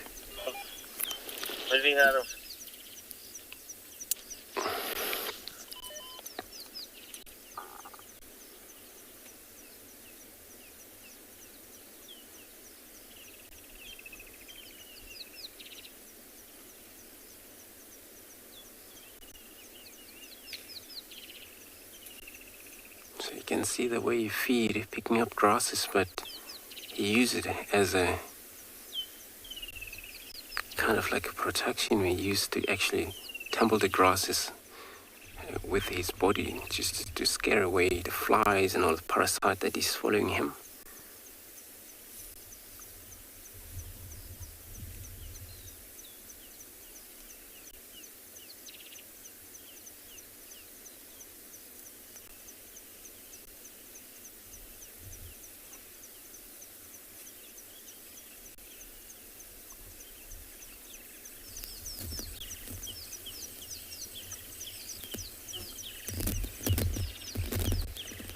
looks like he's doing quite a lot of herbs in this open area. Maybe that's why he came to this open area.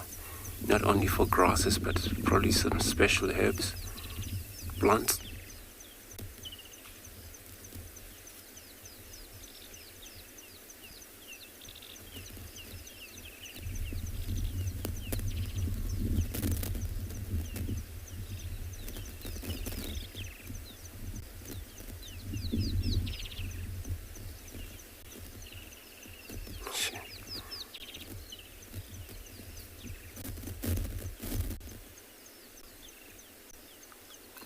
So when he does that with the plant, either just to get rid of the soil because it's wet, the ground, and it pulled out the plant, it's actually come out with a lot of a soil.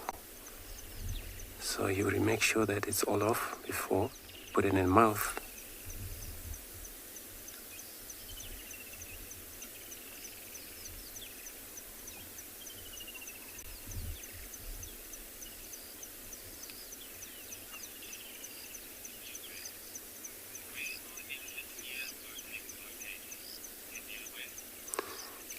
So you're asking where the ear opening of elephants are situated. So if you look, now there is an eye, but you look across that, from that secretions to the right, and that's where the eardrum is situated. And that's where the ear opening is as well.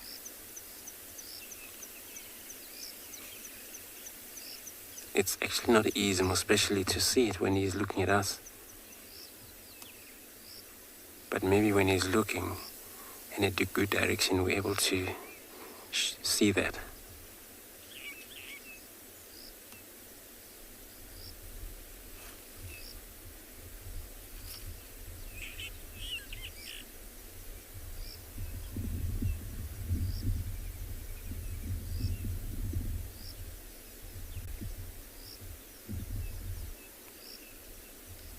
So the whole round ear for the elephant, it's actually because they're so big and they need them. And they use them, as you can see, a young bull like this, they flap them, and then it works like air conditioning, able to accumulate the veins that run across from the heart to the head. These blood vessels supplying the blood.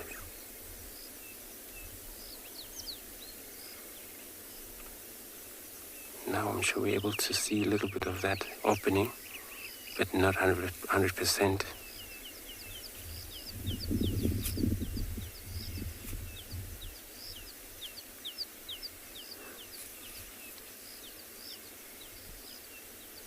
What impressive the way he does that.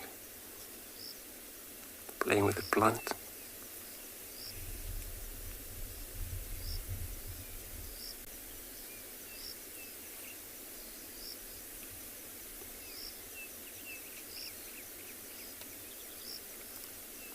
The trunk, it's well trained. And then age, since from the age of a month, 3 months from there, they're able to use it, their trunk not knowing what is that for.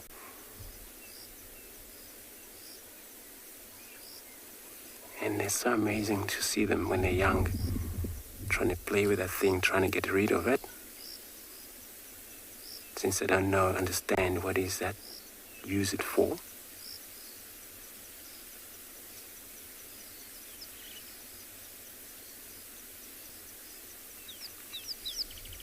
But when they're 6 months, 7 months, then they understand.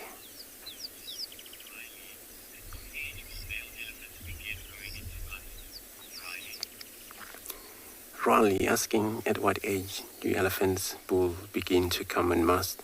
From above 25 years, you begin to come and must, compete to look for females around. But he's not actually really able to have a chance to mate yet, if he has an opportunity. But still young until he's probably 30 upwards.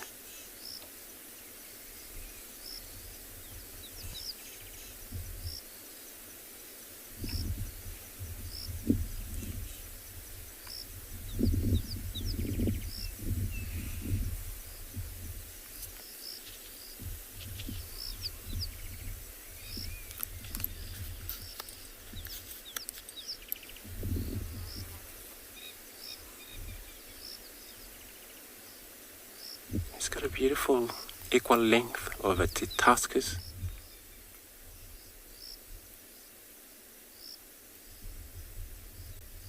Which a lot of time as elephants, once one would have worn down or worn out because of the way they use it for a feed. Either left or right-handed elephant. This looks like well developed, well there.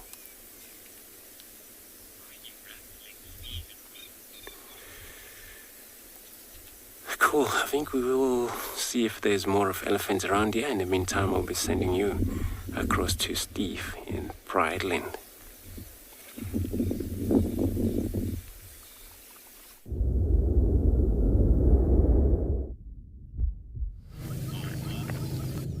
Welcome back to Pridelands, everybody, where we have decided to climb up onto a koppie called Leopard Koppie and just take in the view. It is really quite spectacular up here.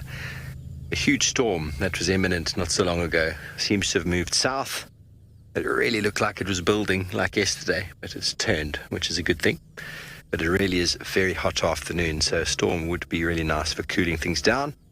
But at least it gives us opportunity to spend a little bit more time outside. So isn't this a fantastic spot? Nice and elevated. You can see all of the way to the Drakensberg Mountains. Drakensberg, from the Dutch word for dragon. Dragonback Mountain. Am I right, Willem? Willem's from the Netherlands, so he speaks fluent Dutch. We've got to check these things sometimes. Draak, the dragon. Kind of looks like a dragon's back, doesn't it? Very, very pretty. Nice little bit of wind moving through as well. We actually had a klipspringer on the rocks behind us just the other day a couple times. Perfect habitat for klipspringer, this sort of elevated dolerite accumulation of rocks. There was an old quarry on the property that was used for harvesting the dolerite and break it into gravel. And the gravel was used for building the military airstrip, which is just down the road. So it's nice to explore and move around these areas, but we're going to spend a little bit longer just sort of taking in the view from this elevated point.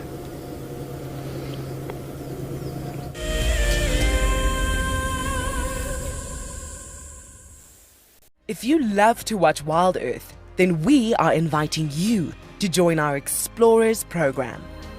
For a monthly subscription, you will have the opportunity to win fantastic Wild Earth expeditions.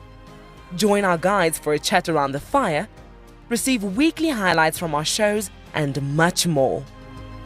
All the money will go to keeping these live safaris on air, which in turn allows us to escape into nature every single day.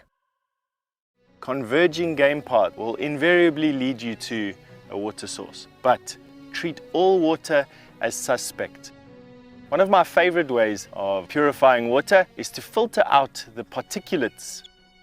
And by just filtering it through your sock, you can clear out most of those. You can put water into a snail shell and you can boil it over a fire or using a chemical like chlorine or colloidal silver.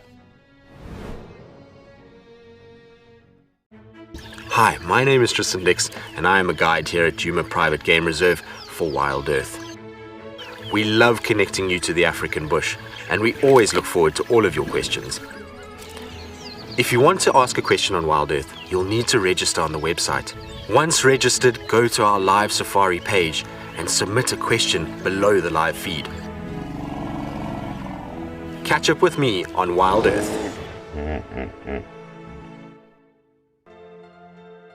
The croc is still holding another one there. It's holding from the hindquarters.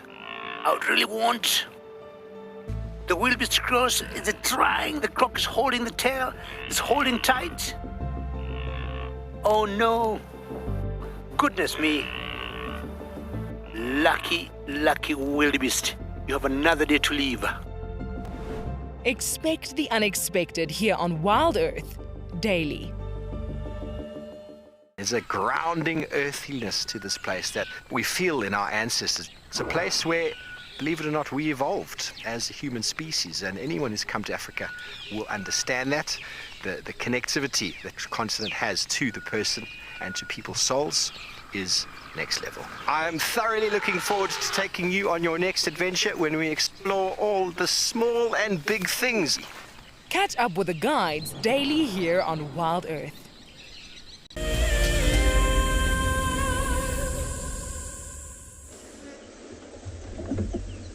Welcome back, everyone, and as you can see, this male is now standing and the other male is also around the other side of the bush, and they're having a bit of a tug of war over the carcass.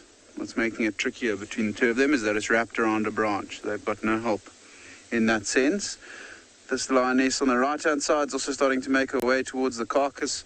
She has just been chased by an elephant bull, which is now standing right behind us. So it's all happening here in the central parts of Ngala today. You can see how she's a bit wary coming towards these males. They're not going to be too excited to share with her, as they do like to feed on their own. They will tolerate each other, the two males. So it'll be interesting to see if this female does come over towards us and whether or not they will... No, she's deciding she's not coming here. Big yawn. I'm sure she's going to patiently wait it out on that side of the airstrip, wait for these two males to move off at some stage if they do, and then she might come in and try and feed on the last remaining scraps. I think this will be the last little while that we're going to spend with these lions for the time being. One of the other rangers is going to come in with some guests and replace us. We could potentially stay with a second vehicle because the youngsters aren't here. When the small cubs are here, it's a one-vehicle sighting. But because they were here this morning and there's a chance that they might rejoin, we won't want to be here when that does happen. So we'll leave these lions here to do their thing while Rowan comes and enjoys it, and then we'll make our way, I think, towards where that lioness moved her very small cubs to this morning, with the hope that she might bring them out.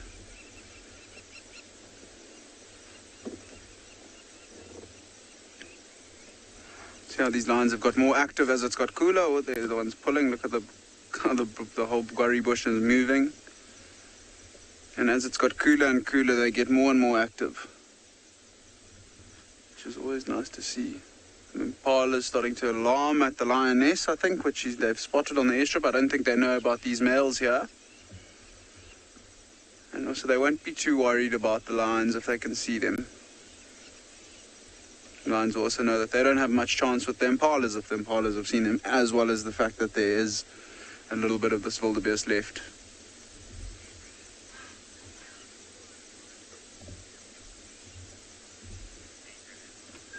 Most definitely, Abraham.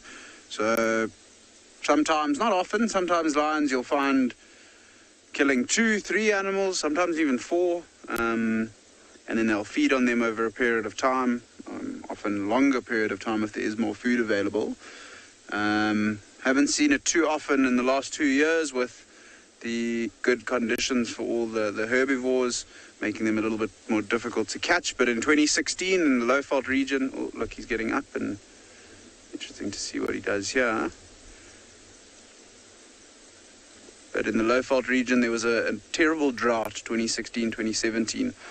And I heard stories, I wasn't guiding yet, I was still at university, but I heard stories of prides of lions hunting buffalo herds, and the buffaloes had lost such a lot of their condition because of the lack of nutrients in the grass and just the lack of grass.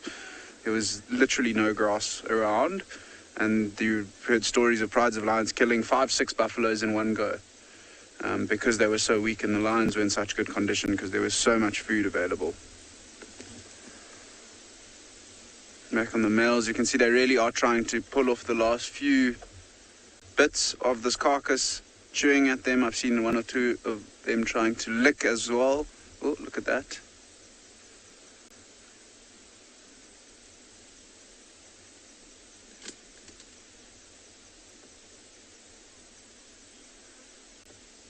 golden hour is also starting to come here at Ngala, so the light is starting to get really beautiful this afternoon as well.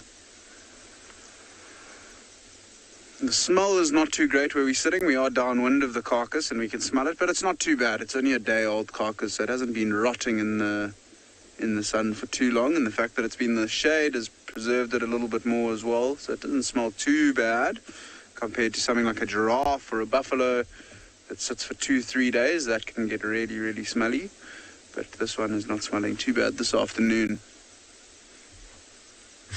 Oh, a little sneeze from this lion. And these lions have also been very protective over the lionesses with the cubs. We've often seen them hanging around the den sites of the lionesses, not letting any other lions come near them, even though they're from the same pride. So they are relatively good fathers. It'll be interesting to see if all the youngsters do end up surviving as well. Kruger Park, very few lions, especially cubs that are born, make it to adulthood. Apparently it's about 20%. Books say 25%, but Kruger research is more towards 20%. But we're going to leave these lions here. Maybe we'll pop back in a little bit later when there is some space here again. But we're going to send you over to Steve at Pridelands.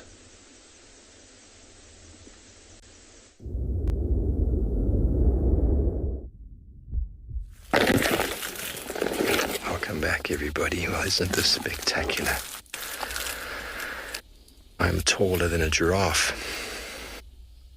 Just had a look at the other side. It's a little bit of a love affair happening down there. Female and a male.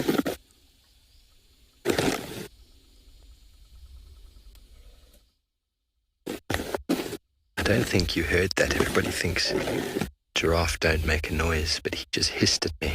Just went, hey, how can you be taller than me? I'm a giraffe. Very dark. That must be tall, dark and handsome. I was told there's a giraffe on Pridelands called the Tall, Dark and Handsome, and Tall, Dark and Handsome just gave me some words, everybody. You are gorgeous. Don't worry. We won't cause you any harm up here. Something that's always amazed me with regards to animals, for example, lion, giraffe, impala, wildebeest, buffalo, they don't really tend to see the barrier, the elevation, the river, the drainage line, whatever it might be. They don't generally tend to see it. They see you and they, on foot that is, and they react. Whereas elephant are very aware of natural barriers, very aware of a rocky outcrop or of something. They just know, oh, they're out of reach. Where if a lion or a leopard saw us, if they are skittish on foot and they saw you, doesn't matter where you are, they'll run away. It's quite interesting. Whereas a giraffe, they're just checking us out, going, what on earth are they doing up there? Whereas elephants, you could be just on a small termite mound and they'll walk right past you. Sorry about that, everybody. Seems like I'm such a big giraffe today that I keep hitting leaves, my hat. Apologies for the sounds. Just going to allow you to enjoy this beautiful moment with us.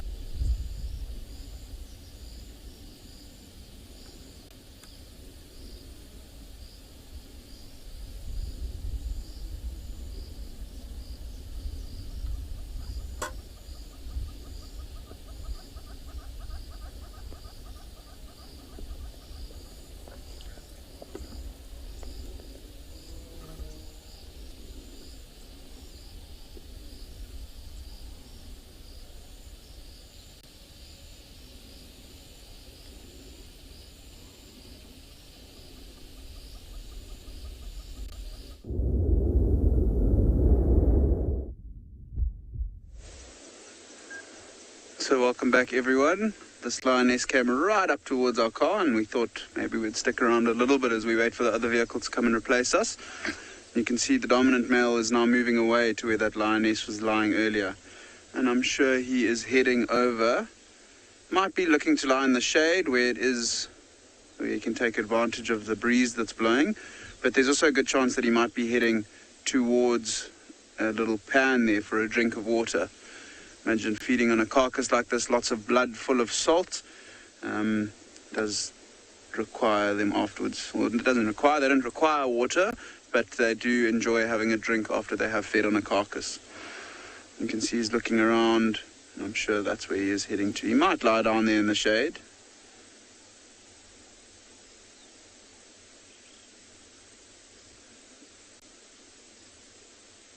Absolutely superb lighting at the moment as well. It is such a beautiful afternoon here. And this lioness, when she did come over to the big male who's now walking away from us, she was very flirtatious towards him. Sort of looked like as if she was initiating or trying to mate with him, but she's still a little bit too young, so I think she's just trying to get his approval so that she can maybe try and come and join the other one feeding. But she's very wary of them. She doesn't feel like getting in a bit of a scuffle with them. But I think let's try and loop around to that male and see if we can't go and watch him have a drink of water.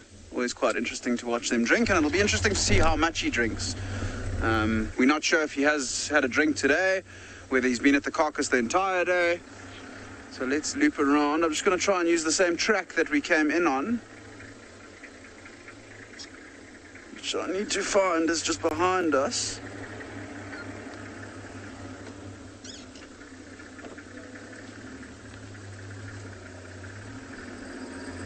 Just bear with me while I try and reposition. Oh, it's all happening here. So you can see the male lion in front of us is drinking, but I'm more interested, to be honest, in this lioness, to see what she does. If she goes towards the carcass to see how the male will react. And that male in front of us already drinking at a puddle just next to the road. And you can see there's actually a wildebeest running around there as well. Not too happy with the presence of the lion, and look how tentative this lioness is being. She's not going straight in, she's not being very direct, she's moving slowly around, and her stomach, although she's definitely fed a little bit, it's definitely not as full as the males. So the males have definitely eaten the majority of this carcass. That's why the rest of the pride might have moved away as well, because the males were not letting them in to feed. There you can see the other vehicle driving in with Rowan in the driver's seat. Not a bad start to their safari, driving into a male lion drinking almost on the road. But we'll let Rowan enjoy that part of the sighting, and I'm interested in watching this female. Still not heading in towards where that carcass is. Being quite patient with her attempt to try and get in to feed a little bit.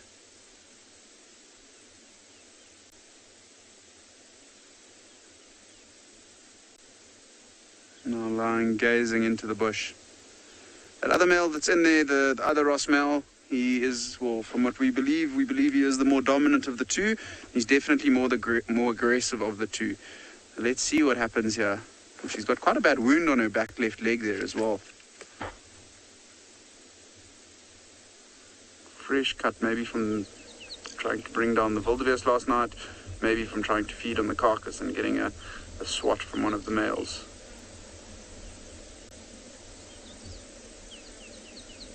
Something like that wound will not be a problem to a lioness at all. They heal incredibly quickly, and that looks like it's just a bit of a flesh wound.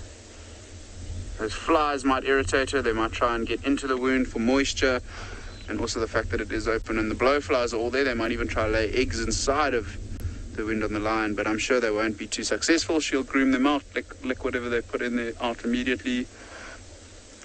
Not a very good chance of them hatching. It's amazing to see how she's not heading in towards the carcass.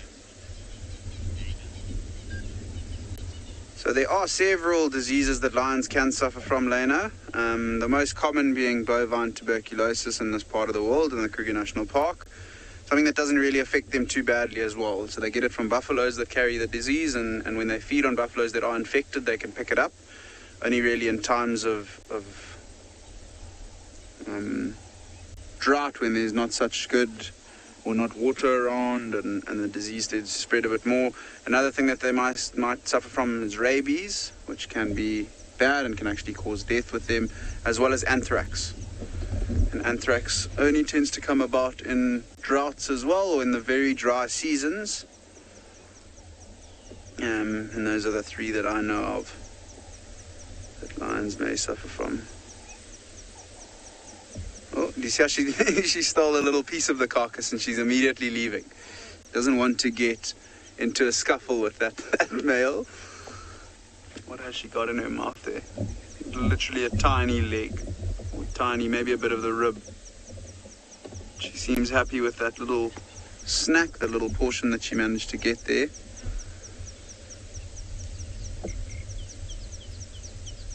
So just going to sit quietly for a while. I've been talking lots this afternoon and let everyone enjoy the sounds that we're currently hearing around us.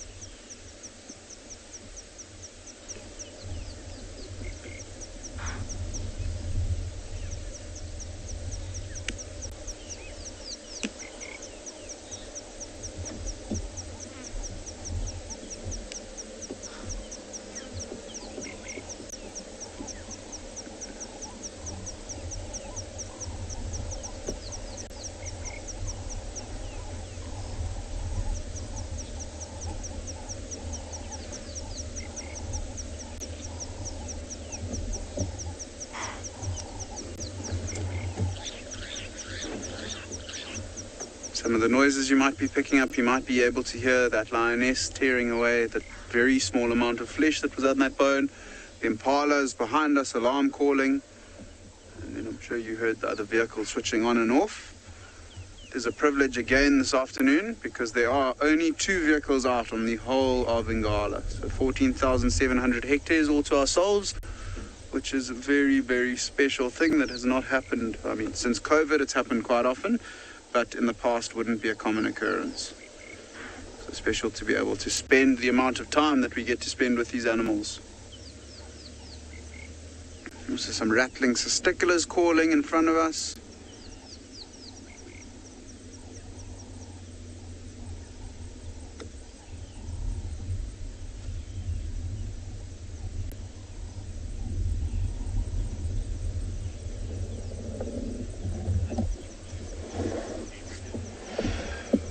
So these male lions, just let's put them for example, they're very full and I don't think they're going to hunt this evening. The lionesses, however, they haven't eaten as much, so they might have a go looking for another meal this evening. However, if they are lying in this bush and if an opportunity arises, say an impala or a wildebeest gets too close without knowing that those lions are there, excuse me, and an opportunity presents itself, then most definitely. They are opportunistic animals and they will take advantage of every opportunity because they don't really know when their next meal is coming. And if they could catch a meal right next to the meal that they've just finished, then most definitely. The males, being as full as they are, I think the opportunity would have to be a very, very good opportunity for them to want to take advantage of it.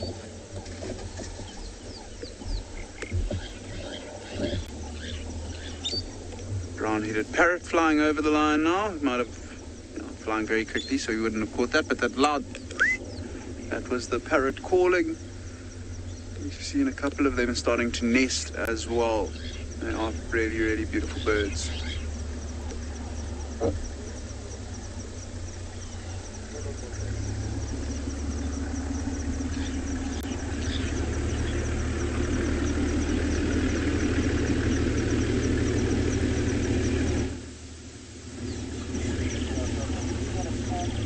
I think what we might do is we might sit here for a little bit longer, not too much longer, and then make our way out of the area. I think we've enjoyed most of what is on offer this afternoon. I think maybe when it gets a bit darker and these lions might look for some water, and then maybe we'll head back. But I think we're going to try head towards that lioness that's in the riverbed with the den site. Maybe we'll get lucky, but we're going to send you over to Steve at Brightlands.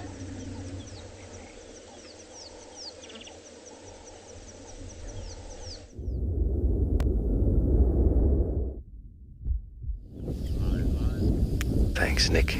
We've stayed with our giraffe who have multiplied. Now a 5th one about to come in from the south, the north, all very interested in what we're doing up here on the Koppie, having a little look. They're very inquisitive fellows. Now, I wonder if we can ask all the other guides if they've ever heard giraffe make noises. I've heard giraffe make horrible noises when they get killed, but only 2 times before this one have I heard a giraffe make that hissing noise that he did just now to me. Many people think giraffe are mute, they don't make sounds, but I've definitely heard them make, almost sounds like a puff adder. Telling you off, giraffe language.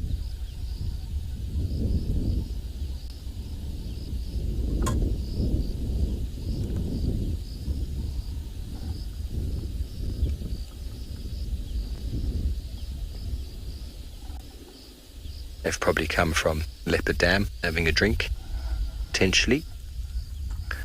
They're all slowly mobile, sort of easterly direction. The wind is coming from across us.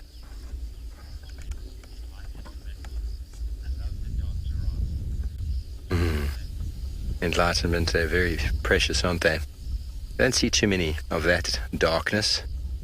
I've seen a couple in my life, but most of them are a little bit paler. But generally you get men, or the male giraffe, that are a little bit darker than females, but it's not always the case. Not always the case. I've seen some very dark fellows before. Seen some quite dark ones in the Mara as well. Comes another blonde fellow. I'm not sure if you can see him there, Gert, but about to join the fray.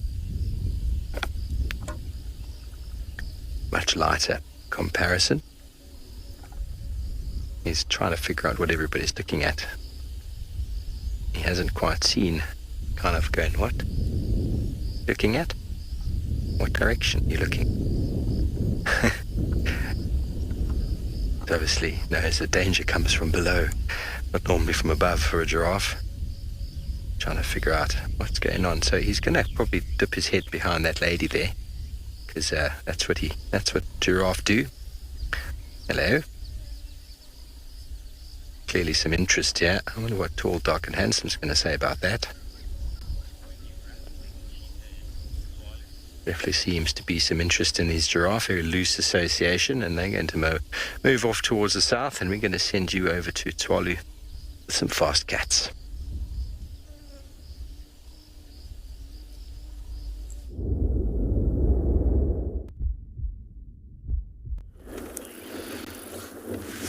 So all we've had so far is one stand up and stretch, one rollover, and that's about it.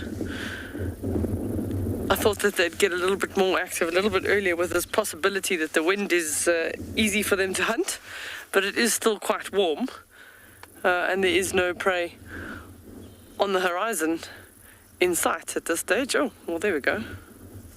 So you just and probably just alter position, rearrange. Where they were, they're now getting a little bit more sun. As the sun's dropping on the horizon, they're getting more sun, and the shade is shifted closer to us.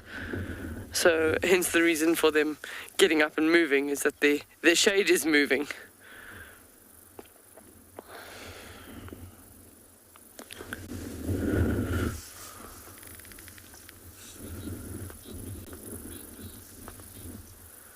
Oh.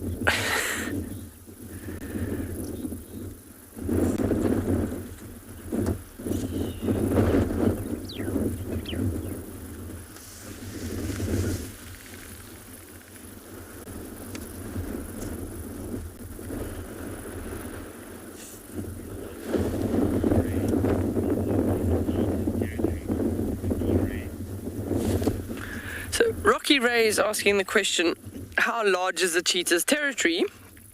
Well, the males are territorial, and theirs can be anywhere 10 to 15 square kilometers, but in the Kalahari we've got male cheetah that have probably a much larger area than that, and often territory is dictated by prey availability and then also competition from rival males. So our males here A couple of them have actually relatively large territories.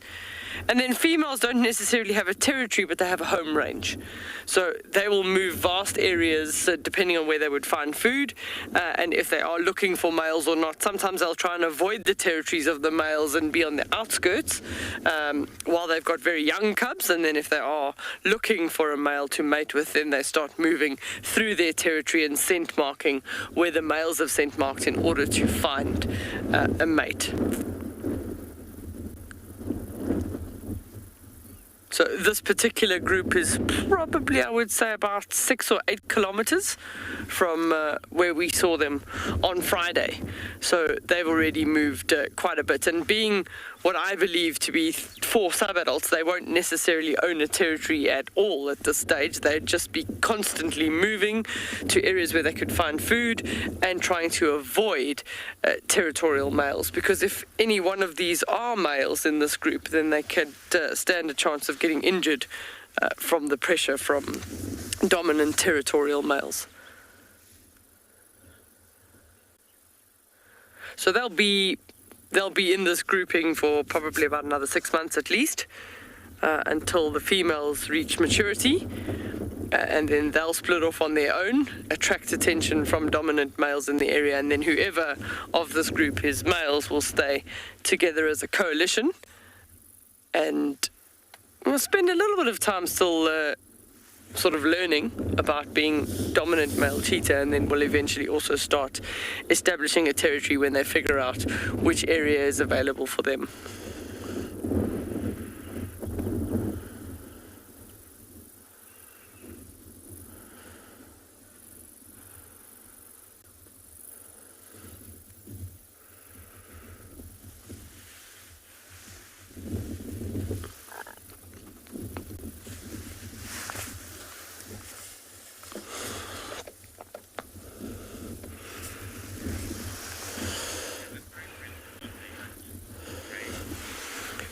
So Craig is asking the question, do cheetahs have a preference in what they hunt? I'd say yes, because it's often based on size. It's based on what they are capable of hunting.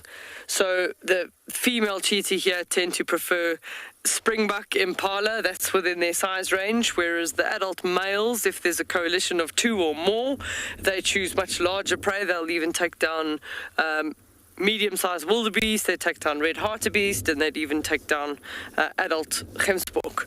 So it does depend on the individuals themselves as to what they're capable of doing. In a group like this, relatively young, I would say not necessarily the most skilled hunters as yet. They'd be trying to grab small, inexperienced prey like young wildebeest, young gemsbok, and even springbuck lambs. That would be sort of what they would start with, and then as they develop their hunting skills and at this stage for the next 6 months work together, they can start taking down slightly larger prey, maybe things like kudu or wildebeest.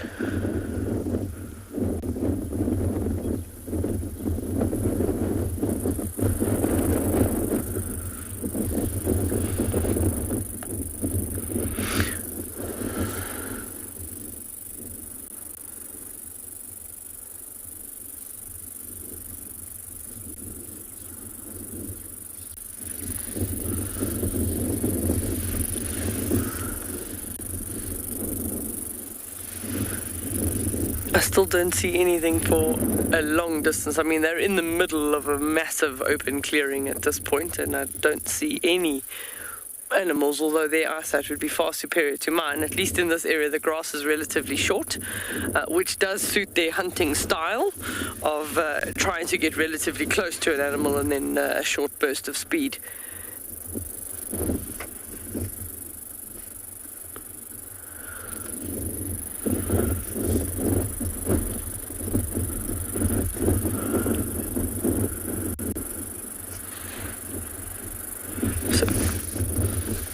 We're probably going to move on from here because it doesn't seem like there's much happening for a while still. They've still been a bit sleepy. We're going to send you across to Pinda in the meantime.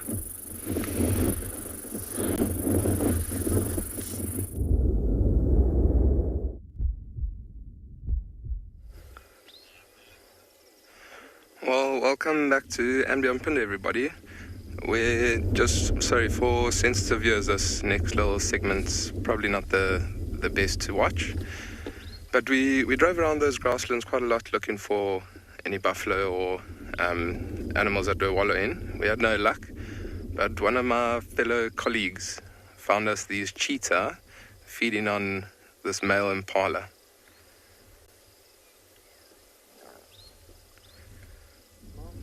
How incredibly special is that? Let's just take a minute or so just to watch them, what they're doing.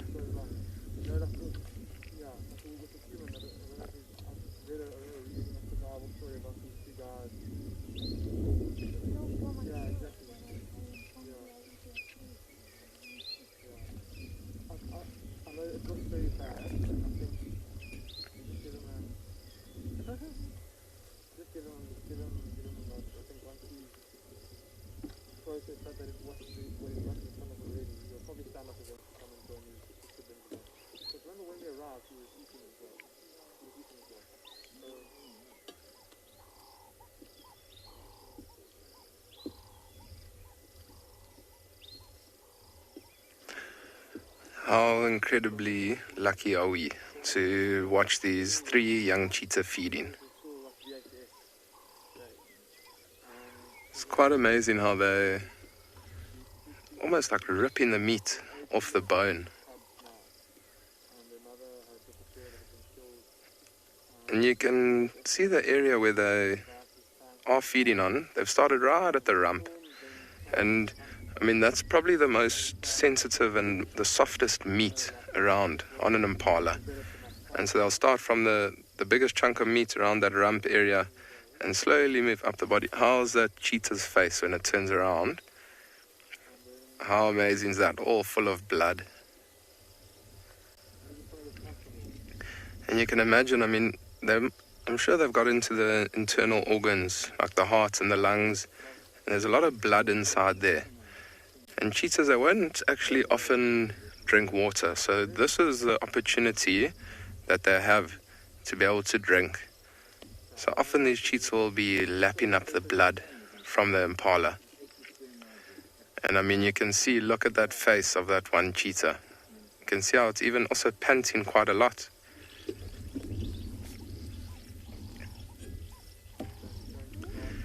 And I mean, you see every now and then, like they feed and then look up, look around, have a look, see if there's any potential threats around. Being very small animals, cheetah, they are quite vulnerable. I mean, even a fully grown female cheetah or male cheetah is vulnerable to things like leopard, lion, and hyenas. And so, I mean, they're going to just constantly look around and make sure that there's no potential threat around for them. And I mean, if they do happen to see one, they won't even try and defend this carcass. They'll most likely just run away and see if they can just survive. I mean, you also see how the cheetahs are panting. They're panting quite a lot.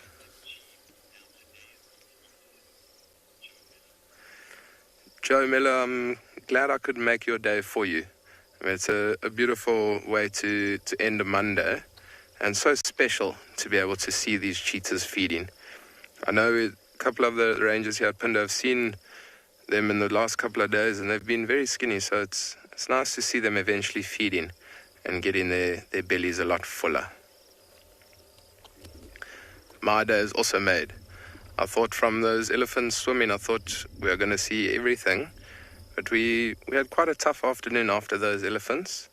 But now to end off the afternoon with these cheetahs feeding, pretty incredible.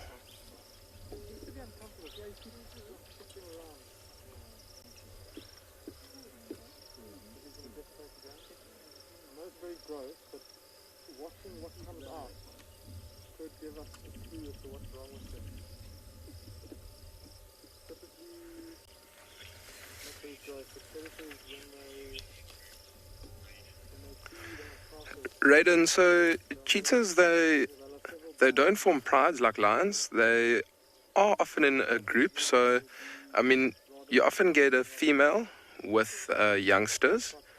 So I mean, these 3 youngsters there, mom unfortunately got killed at quite a young age. So we did have to intervene a little bit, and they would still be with their mom if their mom was still around.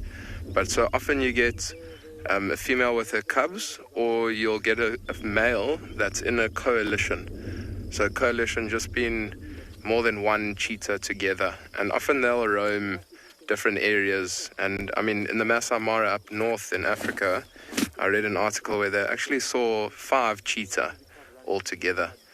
The biggest coalition that I've seen on Punda is 3 males together.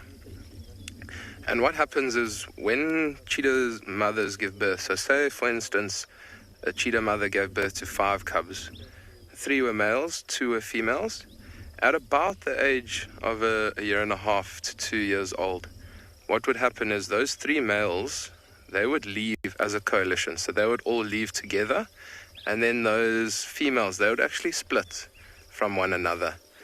They'll often then leave to go into an area where they can potentially find a male to mate with. And so you often find females either with cubs or by themselves.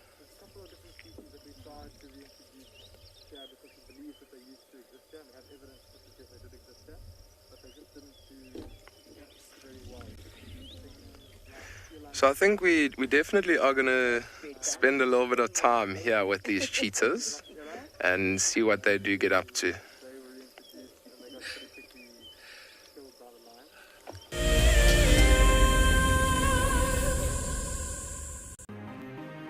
It's the month of March, and Wild Earth is offering you the chance to win a brand new prize. Sign up to be a Wild Earth Explorer, and you could win a 5-day eco-training ranger experience for 2. Eco-training is the pioneer and leader in safari guide and wildlife training in Africa. The lucky winners can look forward to approaching dangerous game on foot, tracking and 4x4 driving, learning about animal behavior, and even spending one night sleeping out under a blanket of stars. In addition, you will also get the exclusive opportunity to join the Wild Earth team on the broadcasting vehicle. Sign up to be an explorer now, and it could be you that wins this life-changing experience. Terms and conditions apply. I got into wildlife filmmaking because of a passion for nature and a notion that I could make a difference. Helping others fall in love with nature brings meaning to what I do. It's also a lot of fun. A couple of times per week we receive some very heartfelt messages from viewers telling us about how Wild Earth has made a difference in their life, whether it's helped them through a difficult period or simply helped them to reconnect with nature. I think that's why we do what we do. I'm Nikki here at Ambion Ngala in South Africa. I love getting questions from viewers about all the small things within the environment and how it all is integrated with one another. If you want to ask me any questions, please simply register with the Wild Earth website, head across to the Live Safari page, and then post your questions there. I'm looking forward to chatting to you on my next Wild Earth drive.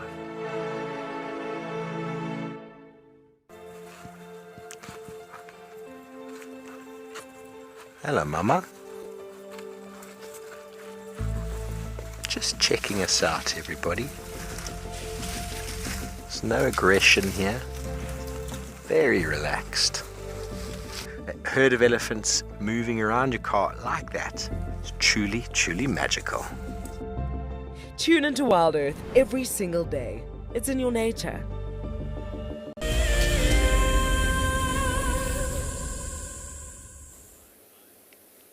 Den number 1 is active. It appears everybody's here. We've got... okay, we have 2 little cubs in a den entrance. And over here we have an adult, I think it's Ribbon. No, to the left, yep, that body there is Ribbon. And to the right, we've got Gingerika and Pumella's wandering around here somewhere. I think almost everybody is here. And this is den number 1, everyone. For those who may have missed the update, the hyenas have moved. Huge news in the world of hyenas. They have moved from den number 3 back to actually I shouldn't say back to den number 1, because these cubs that we have in front of us have never experienced den number 1. But when Corky was the matriarch, this was the place to be. But when I drove by earlier, I first checked at the start of drive, Braveheart was actually still at den number 3. So I'm worried if she's not got the memo and she's waiting on corks. They could still be there. We will check at some point. But apart from that, apart from Braveheart, all the other cubs are here. And it's entirely normal for hyenas to move dens. It's not abnormal, should I say, once that sort of den gets wet and soggy and lots of parasites and just becomes very unhygienic. So someone, I don't know who, has made the decision it's time to move. And we got to witness the move yesterday, which was just so wonderful to see. It's risky moving the small little cubs.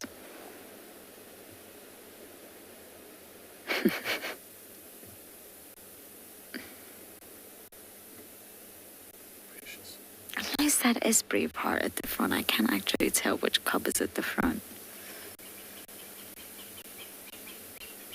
Look at that, they look like seals lying on the beach. But it's so lovely to be at a different den. It's very refreshing. I just showed this den the other week and it's very overgrown, but of course they'll dig their way in and they'll renovate it, if you like. But I think in a short while we will just quickly check den number 3 and see if anyone's hanging there. Maybe the memo hasn't spread throughout the entire clan. But if Ribbon's here, then the matriarch's present. So this confirms that they're definitely using den number 1. Without a doubt.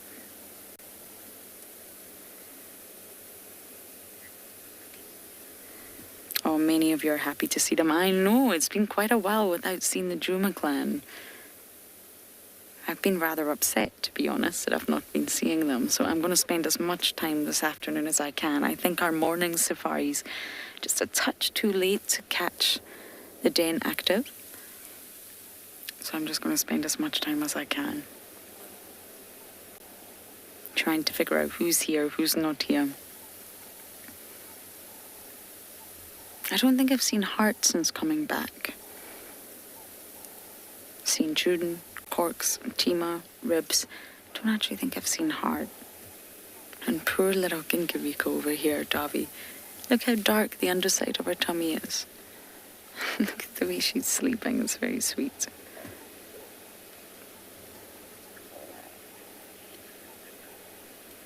Look at that.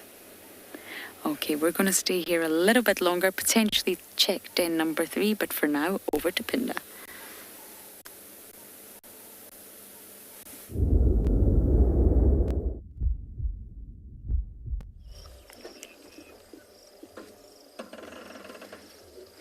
So, sorry about the noise in the background. It's just another vehicle that's moving out of the sighting.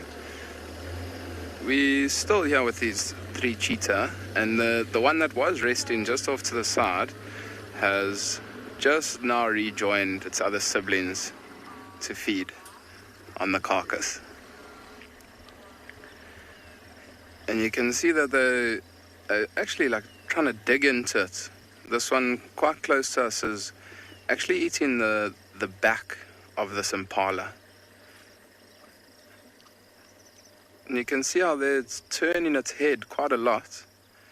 It's using what we call the carnassial shears, which are the teeth right at the back of the mouth, almost scissor-like, to cut through the cartilage, maybe some soft bone or tissue, trying to get all the available meat possible.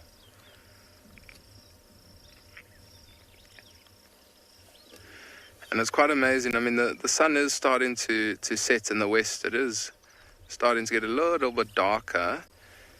And these cheetahs know that they are mostly diurnal, so active during the daytime, and they're not going to want to be anywhere near this carcass when that sun does start to set, because things like leopard and hyena are then going to be quite active when that sun does set. And you can imagine even one hyena would be able to chase these 3 cheetah off this carcass. So they're going to want to be able to feed as much and as quick as possible in the next, I would say, probably 45 minutes or so, before they're then most likely going to start to move off away from this impala and go find a nice open clearing to rest for the evening.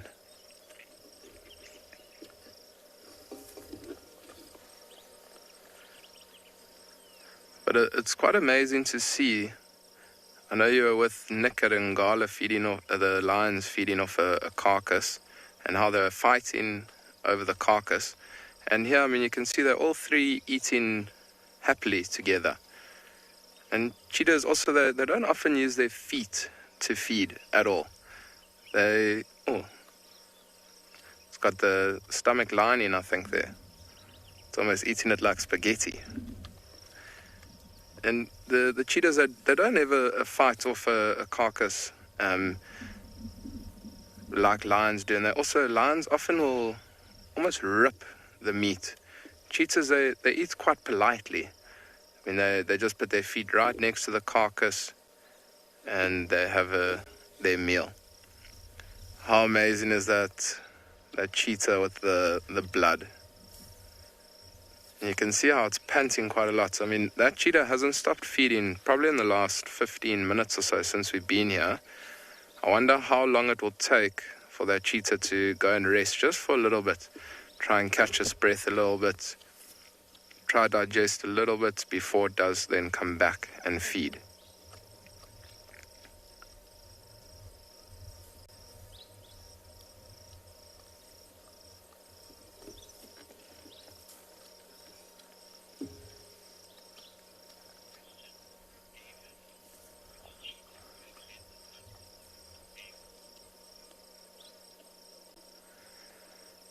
So I think the cheetah that would lead a hunt like this would most likely be the biggest one. So I know with these 3, it's 2 females and 1 male. And I would say that the male would most likely have led the hunt, just because I think he is a little bit bigger. He's the most, he's the biggest, and I mean, he's the one that's most likely going to lead the females. And he's going to initiate the hunt, I would think. And that's just what I think. I'm not 100% certain exactly what happened here, because nobody actually saw what was going on. We just know that, they're now feeding off an impala. But I could be very wrong, but that's just my personal opinion at what happened here. So it's amazing to see all the flies. Are they already at the carcass? I mean, this carcass can't be older than an hour, I would say. Maybe an hour and a half. And you can see the stomach is bloating already. I mean, it's been an extremely hot day here at Anbianpinda. And cheetahs often, they try and work around the stomach. Even some of the other organs. Because you can imagine if they puncture that stomach, all those gases and the gaseous buildup in the stomach is going to be a strong stench, and that's going to then attract other predators like hyenas and leopards that we've been talking about. So they often eat right around those stomach linings and stomach insides, try and get all that necessary meat possible.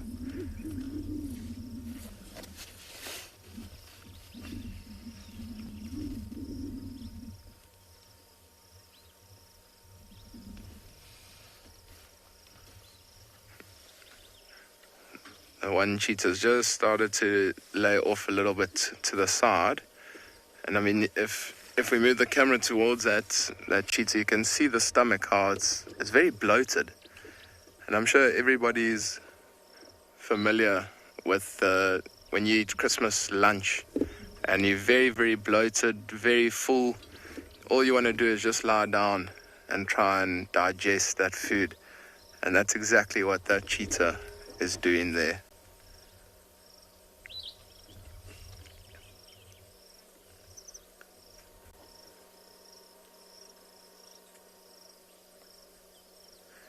It's amazing, the longer we sit here, the more and more flies come onto the carcass.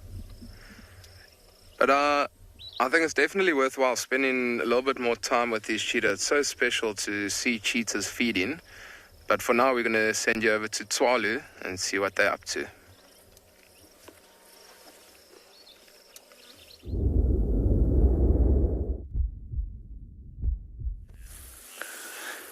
And I bet you this little chap wishes he was there with Chad and those cheetah, looking for the little scraps if they left anything. It's a little black-backed jackal. He was lying in the shade, and when we came down the road, he ran out in front of us, and he kept running down the road, and as we were driving, he kept stopping and turning around like, why are you following me? And then he just stopped there. He's been to the toilet, and now he's decided that he's going to lie down in a new shady spot. So, one jackal versus 4 cheetah, for argument's sake, he'd rather hang around in the background and wait for the cheetahs to move on for a possibility of some scraps.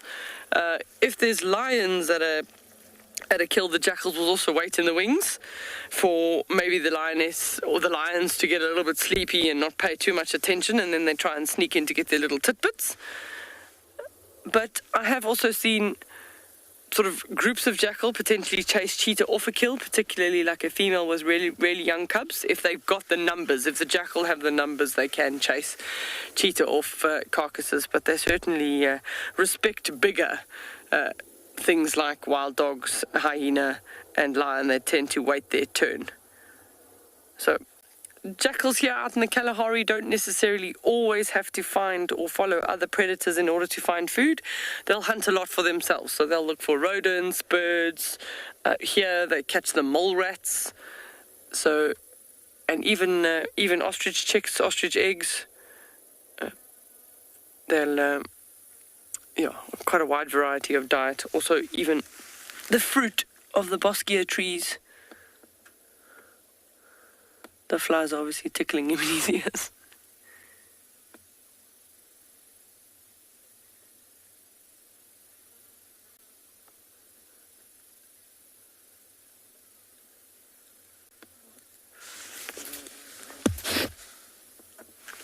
Never mind about the flies tickling him in the ears, BK, they're tickling my ears too.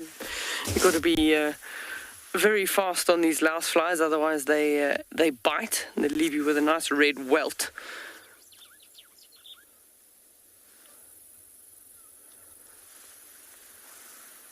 So it's starting to get to the time where the jackal would attempt to be slightly more active. It is still warm, but he's happy to trot along.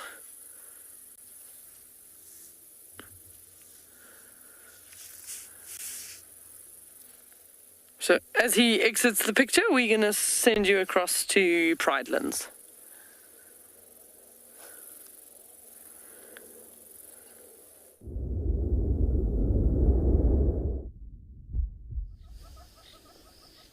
Well, what a pretty picture it is indeed, everybody. What a pretty picture indeed it is.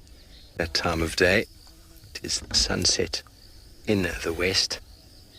And while we're just going to sit here, enjoy it with my fancy new stick that is almost ready to go.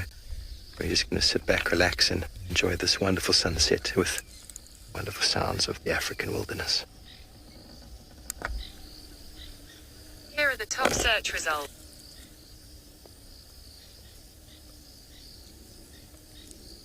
Sorry about my phone deciding to do funny things.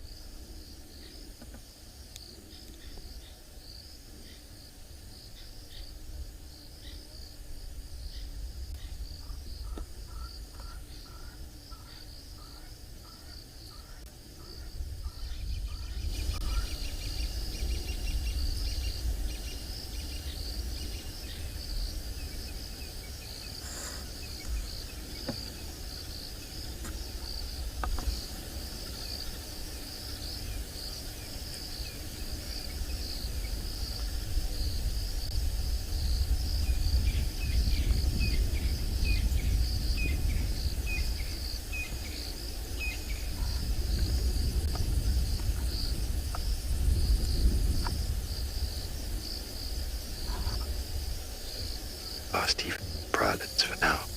Doing one more walk in the morning. Well-deserved break.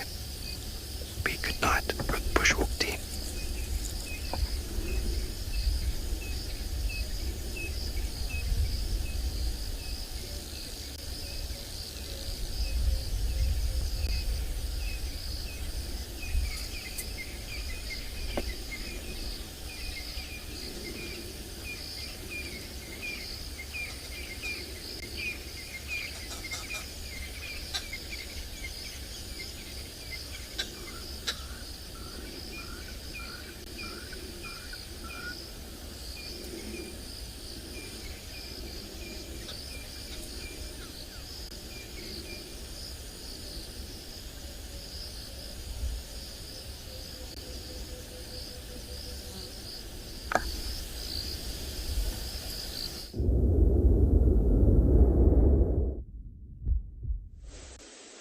So welcome back everyone, and look at this unbelievable scene that we have managed to find this afternoon.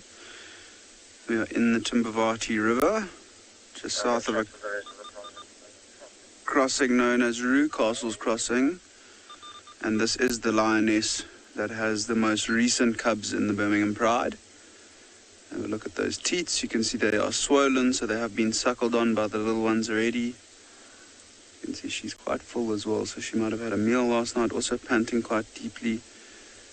Can't get over how beautiful it is with the river, the flowing water just behind her as well. You can see where she's lying, the sand is a little bit wet, so it's a little bit cooler. That's why she's lying out in the open. We haven't had a view of her cubs yet. Since we got here, she's been fast asleep in that same position. But I don't think we're going to leave this this sighting for a while this afternoon. I think patience will hopefully pay off for us today. Rangers, two of the rangers have seen at least one of her cubs, and it has been a tawny one. It could be two different cubs. We're not sure. We don't know how many youngsters she's had. So we're still waiting to see the first time that she is going to bring these little ones out. Her eyes are open, looking towards us. You can see her nose, how dark her nose is compared to that sub-adult that we saw earlier that was still pink. Hers is almost completely black. And this is one of the middle lionesses from the Birmingham Pride. If you've seen the ones that has the three small youngsters, the smallest youngsters that we've had on the show of late, this is her sister.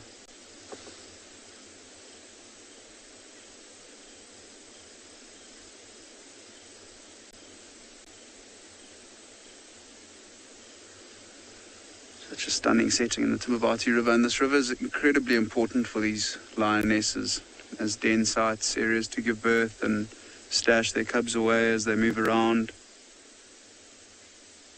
Look to try their best to raise them. What is also incredibly exciting with this female, I mean, there is a chance that there could only be one tawny cub. There's a chance that there could be 4 different cubs. And everyone at Ngala is waiting in anticipation. There's a chance that there might be another white lion.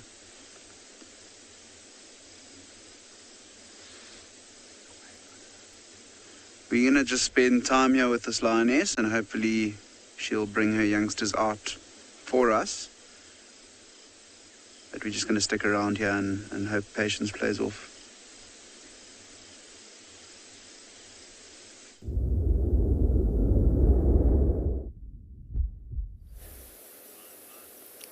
We are just having the best time watching these cubs frolic around. It's never ending.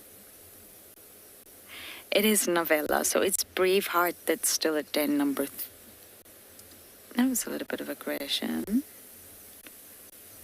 Pumela.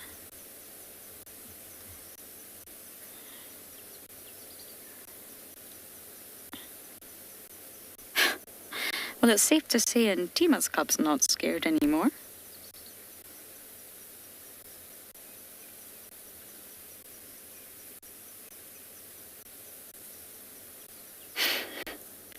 Look at Novella, she's just huge. Little Junebug is just, I don't even recognize her. It was a dirty move, Pumela.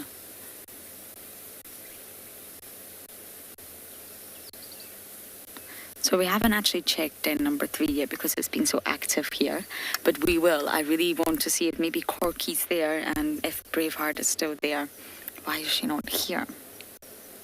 We're also trying to do genitalia check. Yes, I know it doesn't sound too pleasant, but I really, really want to see if we can get some screenshots. You see the spot pattern on Antima's cup is there. It's just very, very dark, but it's there. You can see she's got spots.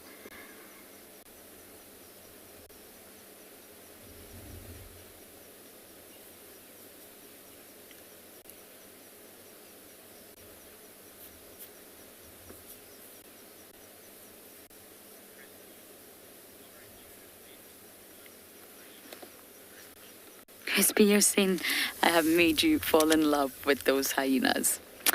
I'm glad. I've fallen in love with them too. They really are incredible animals.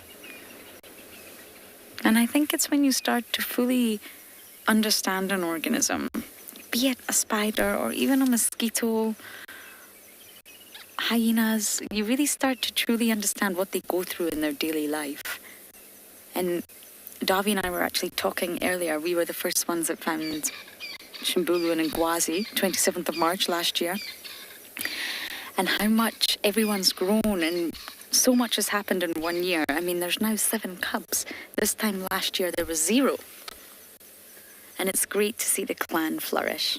I'm so happy you've fallen in love with hyenas. They're hilarious. Even their behavior around the other predators, around leopards, I've never seen them be aggressive. It's just hilarious. The leopards don't find it so hilarious, but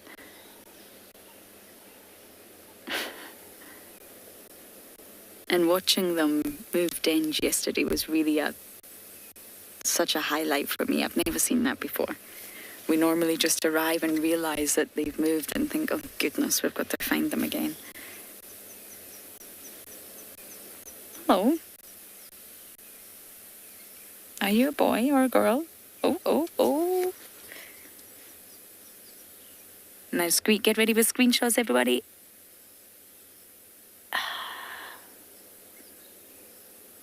I have a funny feeling it's a girl, but I don't know if it's confirmation bias just because I want it to be. She's trying to anal paste. He or she is trying to anal paste, but doing a terrible job of it. Davi, on the other hand, you're doing a wonderful job.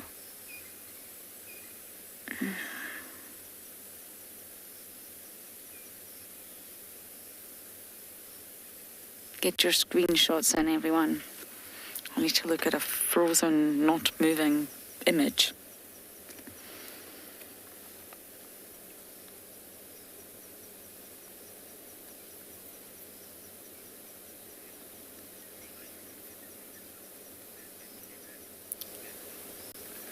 Beverly, not that I've heard of. Not that I'm aware of. I mean, in the Masai Mara, the North Clan that I spent hours upon hours watching, they're about 90 strong now, give or take. I know that some have passed and new additions have arrived, but they are about 90 members strong under Soup, the matriarch, and that's a phenomenal number of hyenas. So I don't think so. I don't think they split, but I could be wrong. I do feel there's a lot of sort of information about spotted hyenas, especially here in the Lowveld, that we're not aware of.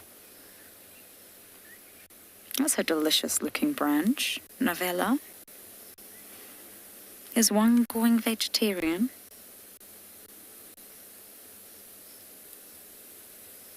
I think not.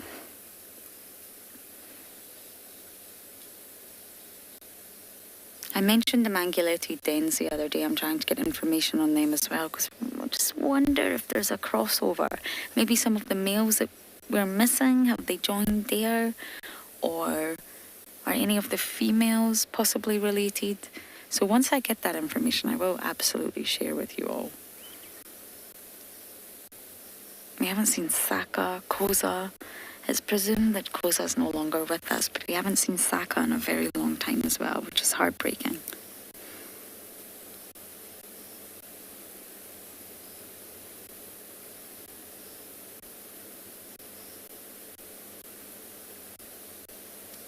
Ribbonstow here, don't worry. We're not staying at the den without the addo. There's rib ropes there. And Pumela and Gingirika are cuddling instead of fighting, which is so lovely. Daniel, they bring carcasses back to the den, absolutely. But hyenas actually remain in milk up to around 18 months, sometimes even 24 months, which is 2 years, obviously.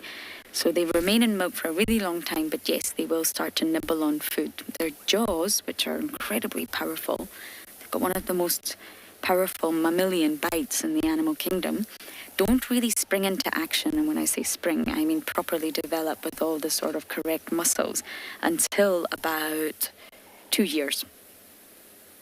And therefore they will nibble on bones and nibble on a little bit of flesh, but they don't really eat, not like the adults do. They're getting most of their nutrition, especially at this age, from their mother's milk, which is incredibly rich. Where are you going with your branch?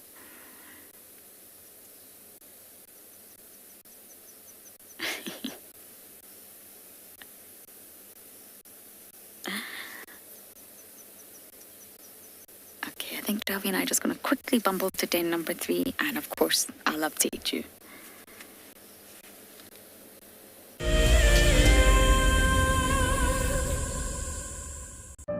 Wild Earth is launching a brand new bushwalk from Pridelands. With a slew of potential dangers lurking, it's essential to be aware of your surroundings whilst walking in the wilderness. 20 yards away from one of the most endangered species. This is a big bull. What a moment, what a close encounter with an Ellie bull. He's just over here now. He's moved completely away. Being on a bushwalk and seeing a leopard, I mean, it's ridiculous to be this close to a leopard on foot and for him not to run is absolutely insane. How crazy was that? Through the gap there is just the back of the head of a male lion. He is absolutely unaware that we are here right now. I tell you, seeing lions on foot, it definitely brings out the caveman in you, this little scared human being. Well, one track here in front of me, and then one track went right there. I want to follow the track with the cubs. Sorry, I'm gone behind the car. That's very rude of me. I want to follow the track with the cubs. Oh, my word. Oh, my word. Okay, so everybody, we've just bumped into Pride of Lion.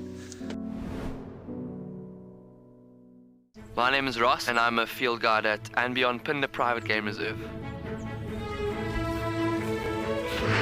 I love getting questions from guests on Wild Earth because I love sharing and learning information about nature with new people, and it also makes me feel like you're all joining me in real life. If you want to ask a question on Wild Earth, then you need to register on our website. Once registered, go to our live safari page and submit your question below our live feed. Something very, very interesting. I didn't plan this, but this is a scene rarely seen. This is what we call a journey of giraffe. So beautiful.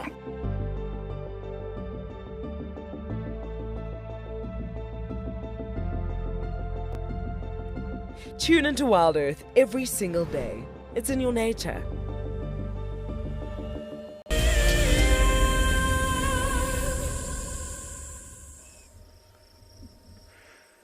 So we're still sitting here with these 3 cheetah feeding on this impala carcass, and it has gotten quite dark all of a sudden.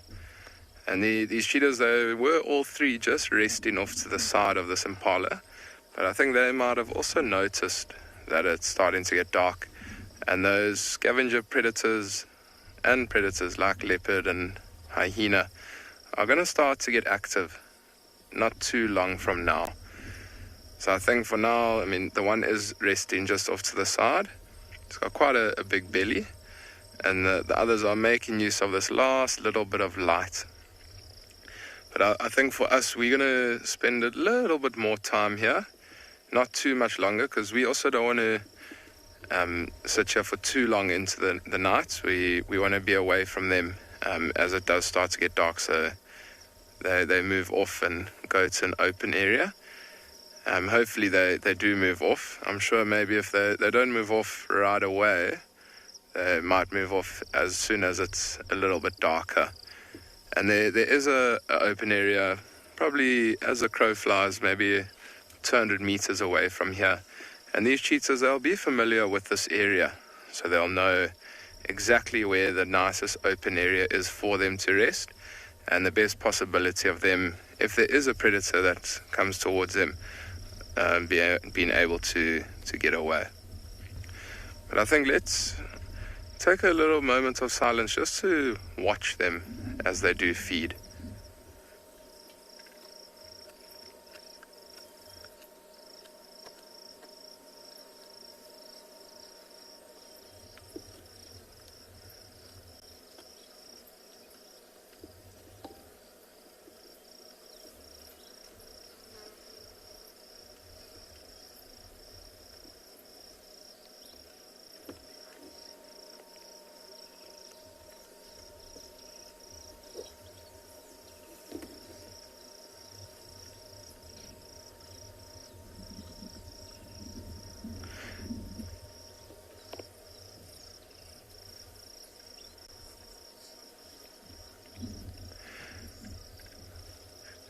It is quite tough to hear, but I can actually hear this cheetah shearing through the cartilage of this impala.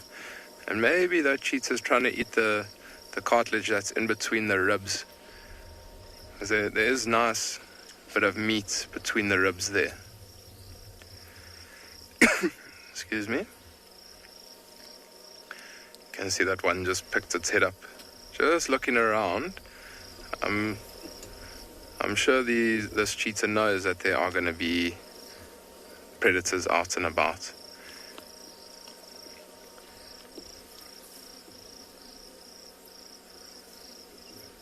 They actually all of a sudden started to lift their heads a little bit more often than they were when that sun was still quite high up.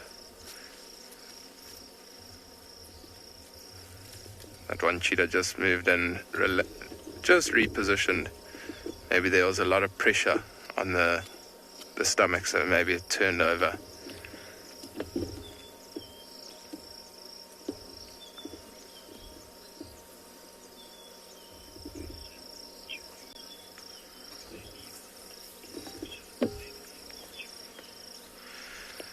So Jerome, that's a very interesting question. And so what I've seen, and I've read a little bit about it also, is cheetahs, if they do kill something, for instance, like this impala, they might feed into the night a little bit, but they're not going to stay here for too long into the night, just because they do know those predators will get active.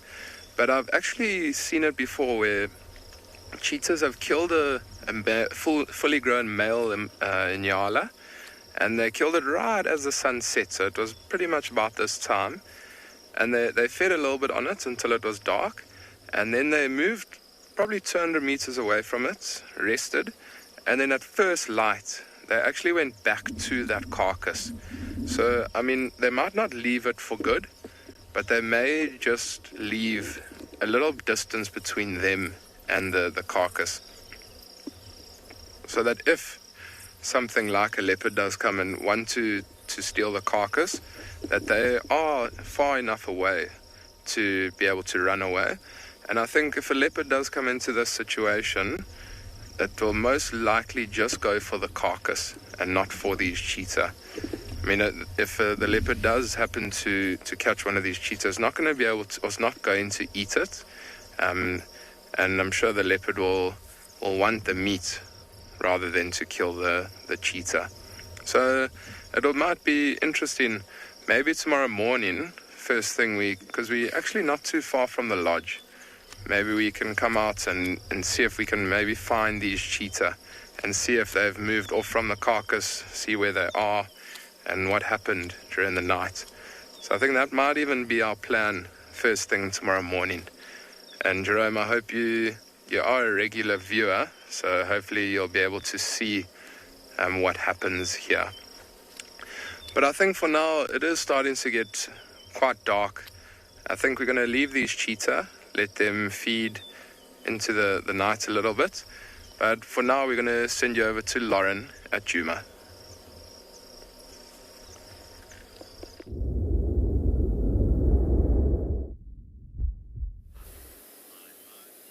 Familiar surroundings, but a rather sad sight. Braveheart's at den number 3, completely on her own, and she just looks a bit disheartened, and I know that's massively anthropomorphizing, but they're at den number 1. Follow us. Now, we can't stay here, everyone. Of course, there's no adult, but I did want to show you what the situation is. I don't know why she's here. Corky's not here, but they have incredible hearing and incredible sense of smell. So I'm sure once den number 1 gets active and they start calling and whooping, she'll hear them and she'll find them, I'm sure. It's just a little bit sad to see her like that, but we can't stay, unfortunately, and keep her company. So we are going to go all the way back around to den number 3 again and join in on all the activity there. Bye, girl. I don't really know how she missed a memo, but she clearly has. And of course, Corky is her mother, so it's really up to Corks to sort of come and collect her. But they'll be able to smell, they'll be able to sense when there's been a den change. And that's how they all know, because it's a communal den, anyone can come, even the males. So how do they know when they move? It's all done through communication. Scent and audio, of course, sounds. And this was den number 2 here, which is not active. That was Ribbon's natal den, where Ngwazi and Shambula was born. So we're just going to ignore that one. And we're going to head straight to den number 1.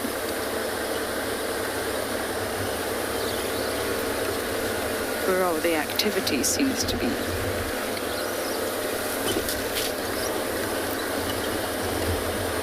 I often wonder what makes them choose. I guess we'll never really know the answer to that. Is it familiar places, maybe where dens that they experienced as a cub? Is it a den that they choose or they feel is particularly safe? I'm really not sure. I'm not entirely sure how they make that decision. Now that's an entrance in there, but that's where Ribbon is snoozing. So we're going to go on the other side.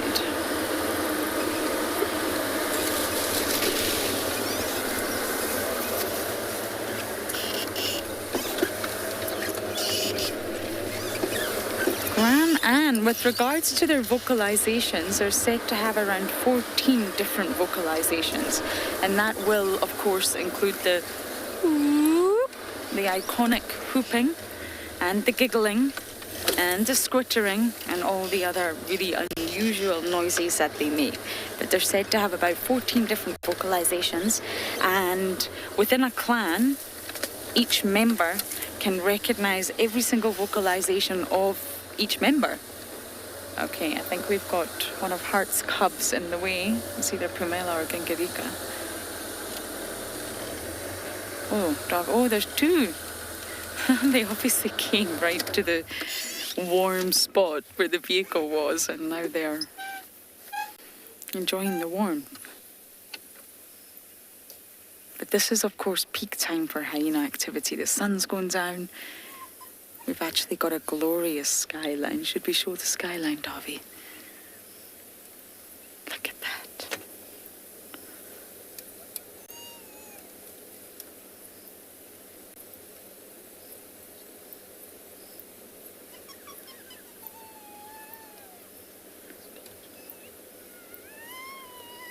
Can you hear the squealing? Someone's thrown a tantrum.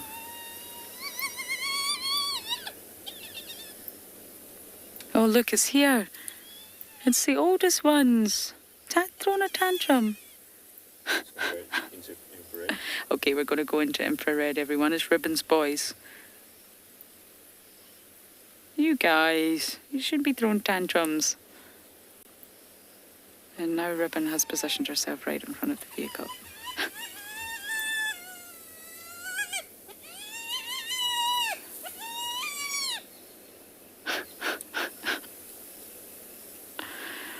Well, there's one of your focus.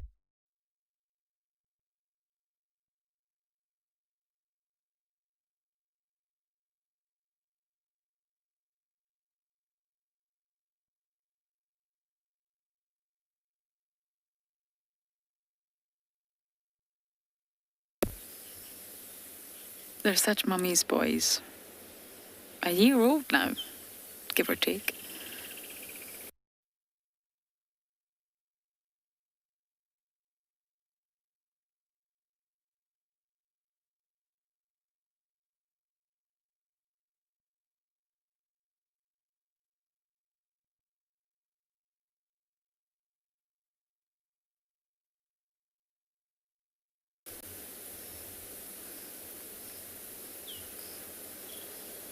Okay, I'm considering reversing, however.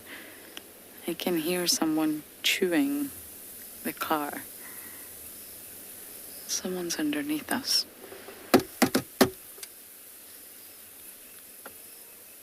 I don't think that technique works anymore.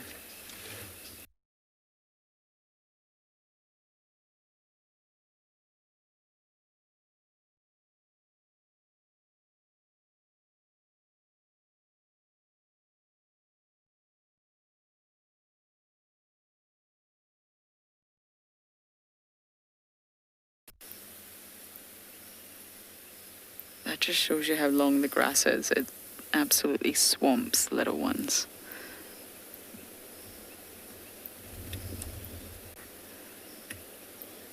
Okay, I'm going to try and reposition here. I seem to be surrounded by hyenas. And for now, we're going to send you to Tswalu.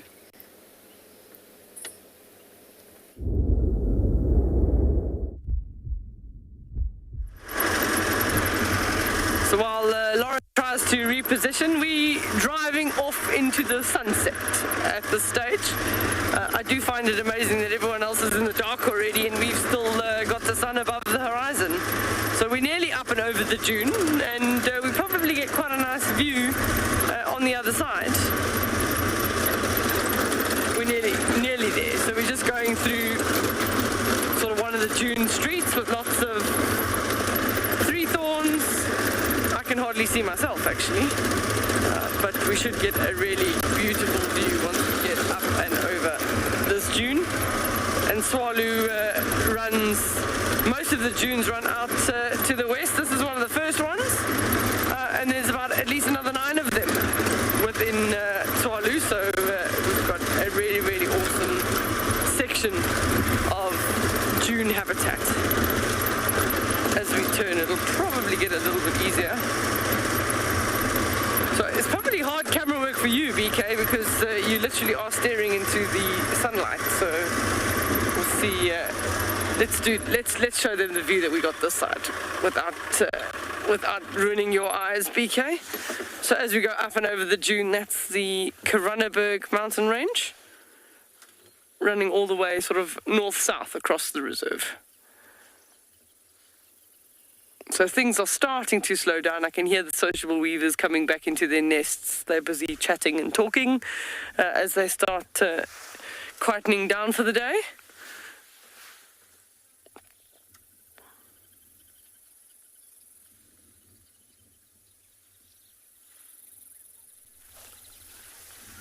So we can pop on over, maybe. We'll carry on driving over the dune. Oh, not yet. There we go, there we go. Good old trusty Land Rover. We'll, as we come around the corner, we always hope for a silhouette. It's always really nice to have an animal on top of the dunes. My particular favourite's always a giraffe, or even a gemsbok, even a kudu. Those 3 make really nice silhouettes. Hold on, BK. Going down the dune, and I'm looking to see if there's any eland or gemsbok Nothing in the street so far.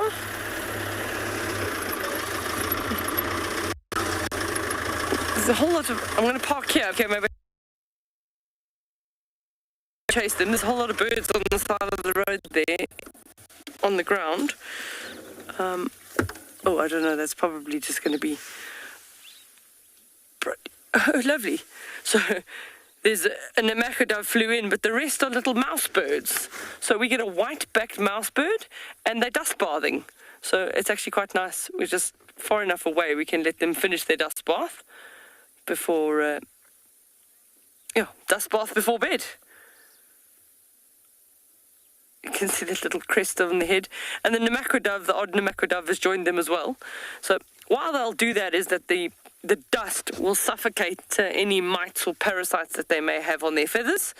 And sometimes then just sort of a shaking will dislodge some of those parasites. So now the only two left are Namako doves. And that looks like a possible white-browed sparrow weaver that just landed in there at the back. And another one, and another mouse bird, and another one. So they obviously weren't finished their dust bath just yet. They do look so pretty in the light. Sometimes you also find, you can see the doves are actually picking up things, and what might be happening there is also what's called anting. You get two types of anting, which is sort of passive and active.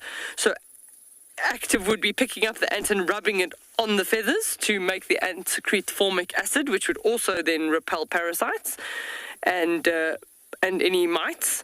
And then the passive anting is lying down in an ant nest and allowing all the ants to crawl all over them and then shaking suddenly.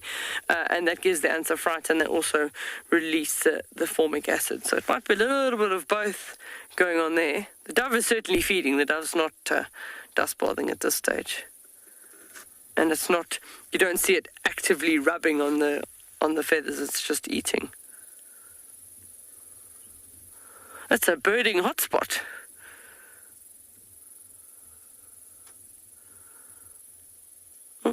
You might find a male's trying to charm the female there.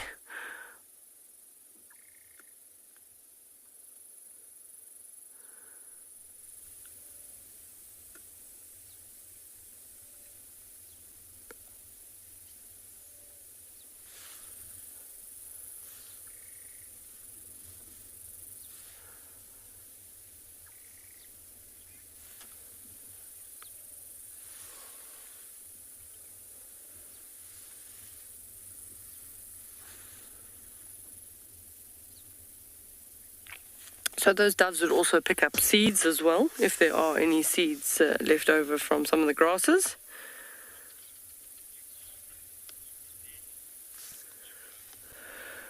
Jerome is asking a question, do all birds sleep in nests? Now, when you look at number of birds in southern Africa, you're looking at about 950 species, over 10,000 worldwide. So when I look at that, I'm going to say that the answer is no, because certain birds don't even make nests, like nightjars, for an example. They sometimes will just be in a hollow depression on a rock, and that would be, even if they wanted to lay eggs, they would put the eggs on the rock. So they're not physically making a nest, they're just utilizing a sort of cup in the rocks. And then you have some that just nest on cliff faces, so that's not, just a rock surface. But birds like what we've been seeing, the doves will just roost at night and they'll only sit on a nest if they've actually got eggs or chicks. And the same with those little mouse birds. So they won't necessarily, like the sociable weavers, go back to a nest every night. There's actually a nice example here, BK. Sorry, you're going to have to go the other way around. But just in this tree over here is nests from that white-barreled sparrow weaver. And they would then go to bed every night in one of these nests to stay warm. And sometimes they've got sort of that bottom left one is got sort of a U shape, so it's actually got two entrances. So one's almost like an entrance and one's an emergency exit if they landed up with a possibility of a predator. And the whole colony will sleep in different of those nests, but that would fit at least 2, maybe 3 birds to keep themselves nice and warm. Sociable weavers can tuck themselves up 5 to 7 in a nest in the winter season when they're not breeding with chicks. And then when they want to breed with chicks, they'll only have 1 pair per chamber. So it's a very good question. There's some birds like the little bee eaters that they get cold at night, so they literally hold together one next to the other on the branch. That would be a group that BK's got there of wattled starlings. They'll be heading back to their areas, and they do have nests at night where they go back to.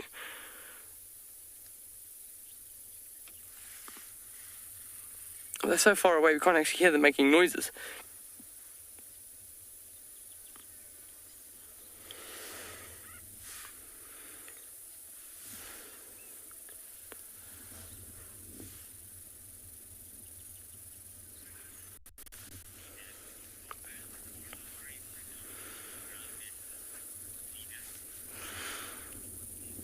Sinak is asking, are birds in the Kalahari predominantly ground nesters?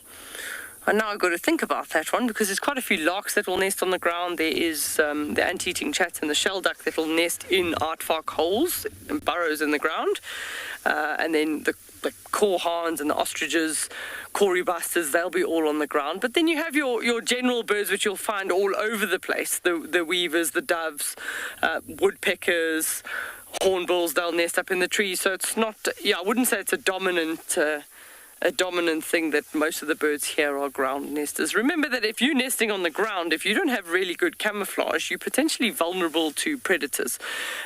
More so because you're on the ground. Jackal, hyena.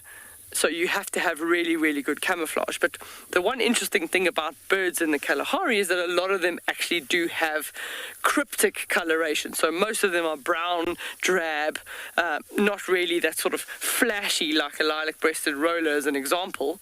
And that's because of the area that they live in, and because of being a lot of time feeding on the ground. They do want to avoid being seen by predators, so they choose to rather have cryptic coloration than be bright and bold like some of the others.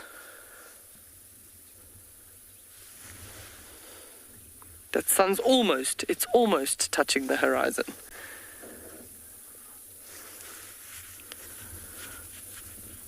So not too many clouds in the sky for us today. It's has been a pretty warm, sort of 32 degrees plus today.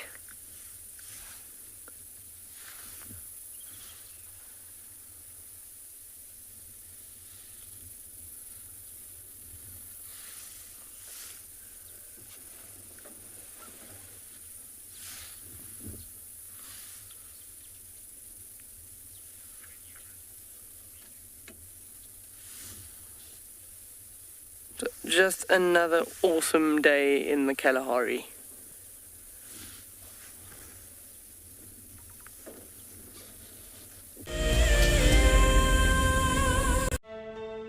Just look at that. It is absolutely incredible. And as far as I can see, that all falls within the reserve. So it is a vast landscape, but we are gifted with these incredible things. The wildcats, the aardvark, you name it. It just keeps on delivering. It's just such an incredible privilege to be out here.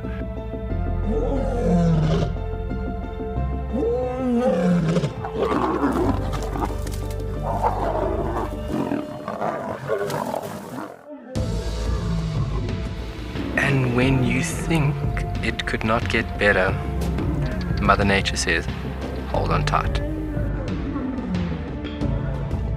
Oh my word, that is gorgeous. We are cooking on gas this afternoon. Have a look at what we've got. Look at how this is the best day of my guiding career so far. We have a baby pangolin. We're just gonna go very quietly. There's your aardvark. And for those of you who've never seen one, this is one of the big safari specials on any reserve. I'm just holding my cap because otherwise it's going to blow away, and with this storm coming towards us, absolutely beautiful to be able to see water flowing in this volume in the Kalahari.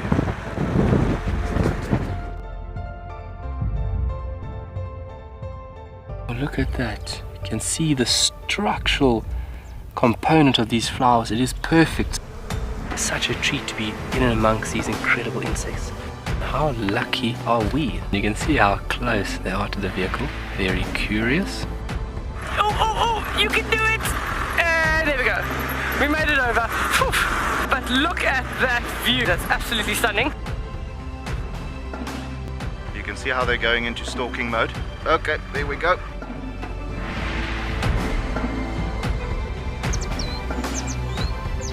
This one female is gonna walk straight past the car now. Absolutely stunning. Look at that. I mean, do we just not have the best jobs in the world? That was epic.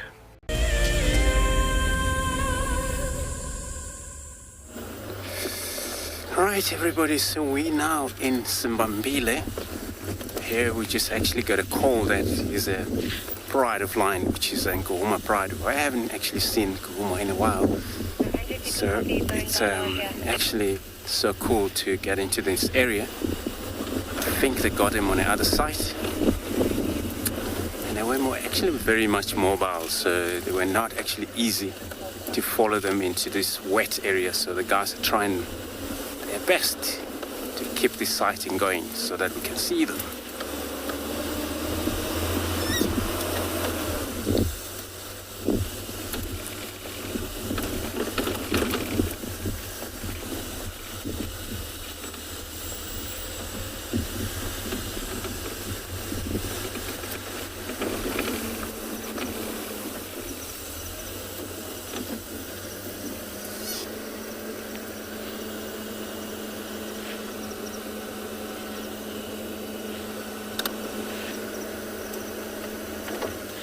Okay, so this looks like we're gonna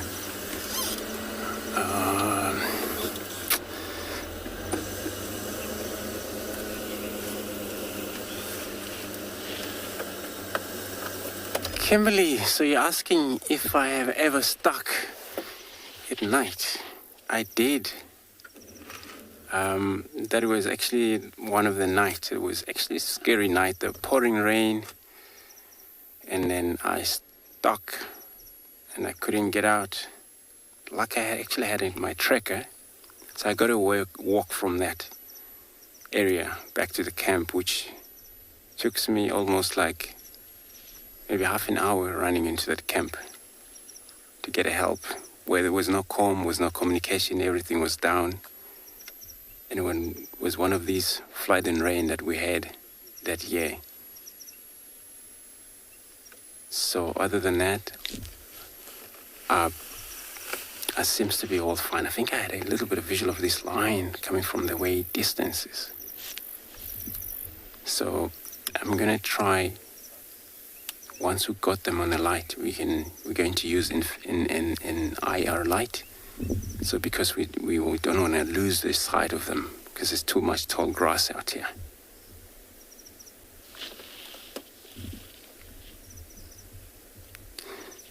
So stacking, it's actually easy to actually stack. Okay, I'm gonna go forward. There's one heading towards us. Or maybe I should stop here.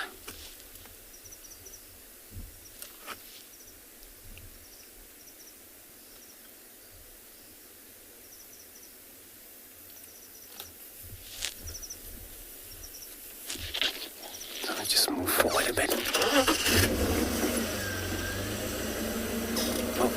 Maybe back.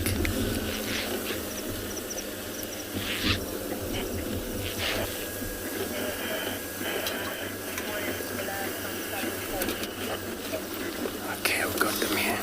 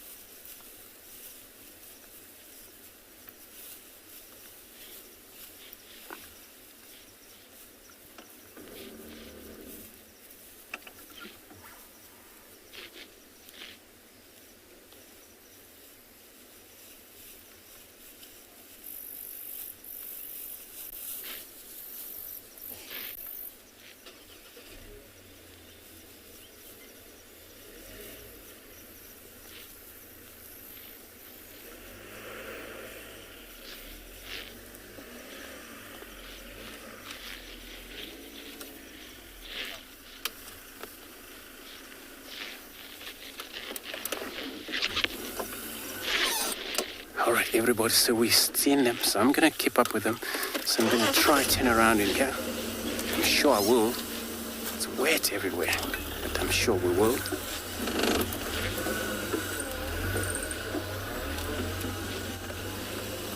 Wouldn't it be really nice to stuck with a lion surrounding you?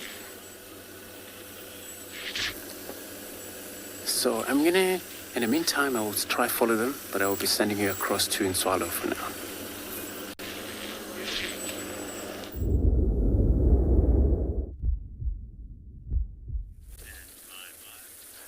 So we've just come across a really nice big herd. There's about 20 plus female gemsbok here, just walking across in the June Street. So they'll be looking for their last sort of tasty morsels before settling down for the night. It's mostly females, but there is the odd one or two big bull in amongst them. But there'll only be one dominant bull. Some of them, I was just saying to BK, look quite heavily pregnant, which is fantastic news. Oh, there's one. There's one having these nighttime spaghetti. The one on the left there is just pulled up a creeper. Yeah, that one. There we go. You just see pulling up. That'll be the leaves of one of these gemsbok cucumbers.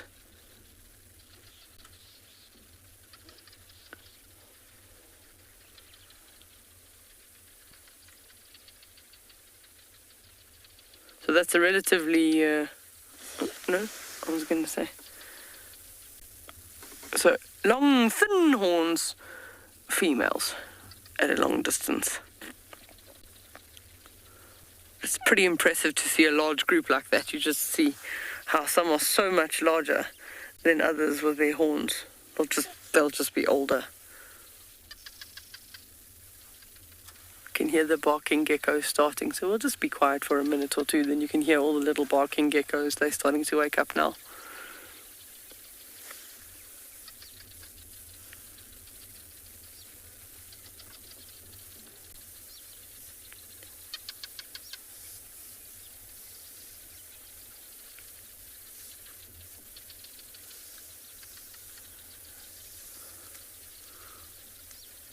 You definitely wouldn't want to be that bush.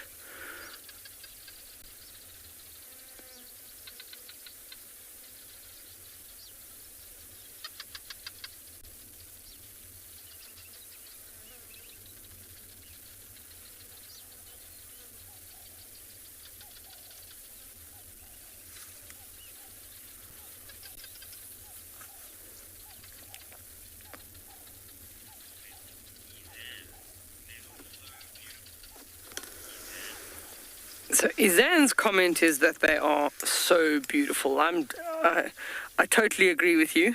They one of my favorites just because of those beautiful facial markings. And just watching how thick those tails are, still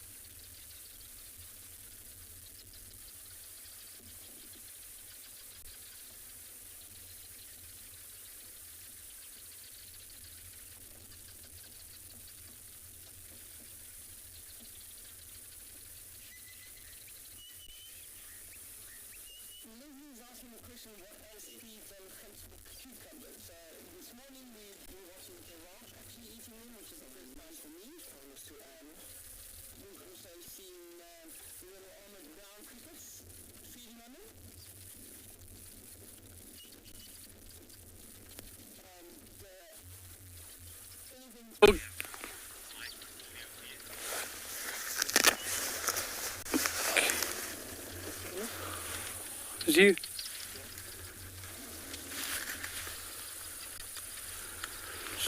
Okay, so apparently we We lost some communication there, so I was answering the question about the gemsbok cucumber and who eats it. So the gemsbok will eat it. We've seen the armored ground crickets eating it. We've watched giraffe feeding on it. I've seen squirrel.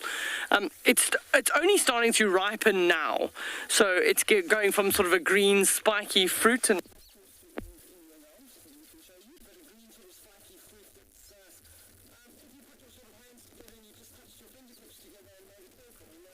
about that large at the moment, and even some of the predators for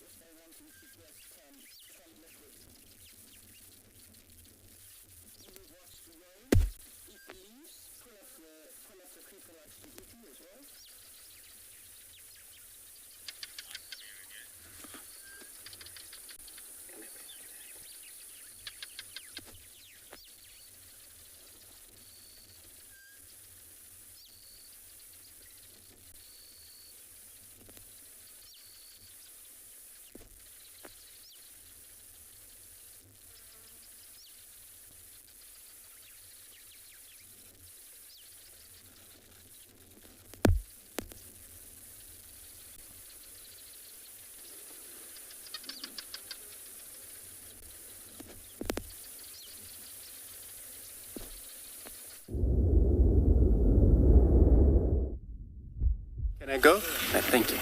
All right, so we still got the pride of a lions right in front of us, and they're actually moving about. And I was actually crossing my finger that they will maybe cross into Djuma, but they are not yet deciding to do that. So they have turned back.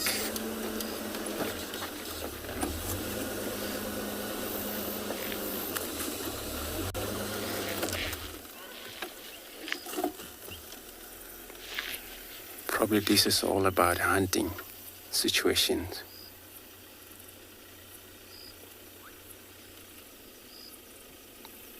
This one right in the end. Quick link Ngala.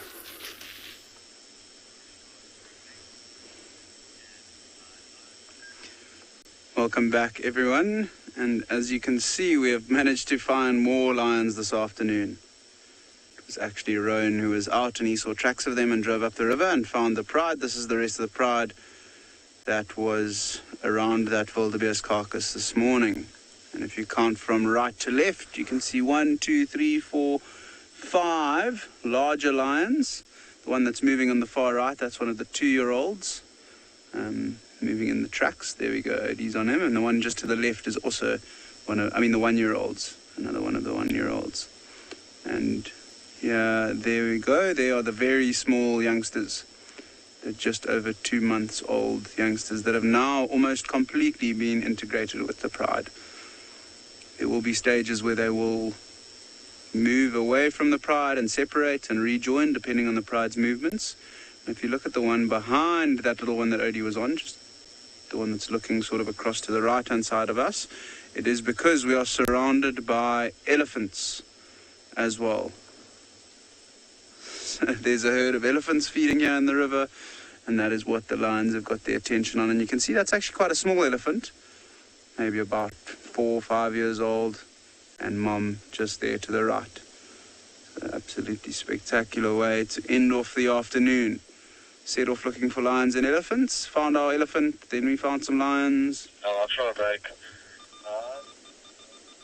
And now we have got lions and elephants in the same sighting again. Within the Timbavati River, it is quite special. See, most of the lions are heads up, so they look like they are awake at least, and they might start moving at some stage tonight. If they do move in the riverbed, especially if they move away from us here, I'm probably not going to be able to follow them because it is quite wet in the river still, and I'm not too keen on getting stuck. And then if they move up either of the banks, we'll try to relocate them, but we'll see how it goes. And I think they've moved away from the area where the wildebeest carcass was. They might have come down to have a drink of the nice clean flowing water in the river. There's little cubs are too cute.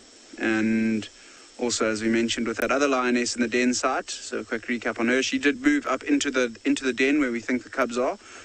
However, it's just too thick in there, and we don't want to be driving into that den site because it's a very sensitive area considering that there are tiny lion cubs in there. So we'll just be patient and try again tomorrow, and hopefully we'll see those little ones. But these ones that we've got here this evening aren't too bad either. You can see how they're usually the ones that are active first, but because of the way the pride's been moving and they've been following, they must be quite tired. So Robin is asking which pride of lions we're sitting with. It is still the Birmingham Pride. So every single lion that we have seen this afternoon has been part of the Birmingham Pride. This one, how cute is that little one sleeping? So they're all part of the Birmingham Pride. And they are, we saw 3 lions at the carcass, the mother in the den site 4, 5, 6, 7, 8, 9, 10, 11, 12 lions. So there's 12 lions here, and then there are also Odie, this elephant's coming right in front of us now. So if you look here, it's this little elephant, and it's taking note of us, and it's going to walk right into these lions. So let's see how the lions react and how the elephant reacts. Because it is quite a small one. I don't think the lions are going to try and catch it. Look, there we go.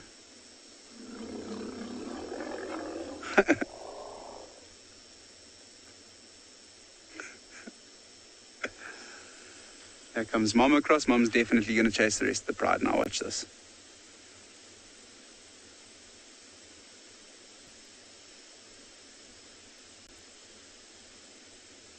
With a full mouth of grass. It's going to be interesting. Oh, look at the youngsters running away as well.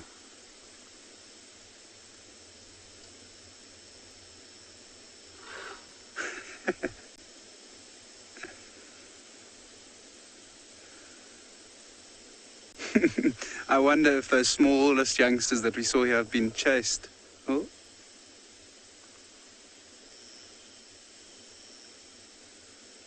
If the smallest youngsters have ever been chased by elephants before, or if it is their first encounter. It's amazing how those adult lionesses ran away from that little one as well. And I think it's because Mom was not too far behind. And if you heard all those rumblings as well, there's one of the ones coming back out into the river. Looks like one of the 1-year-old lions, maybe the young lioness. A little bit of excitement to end off the evening. How fantastic was that?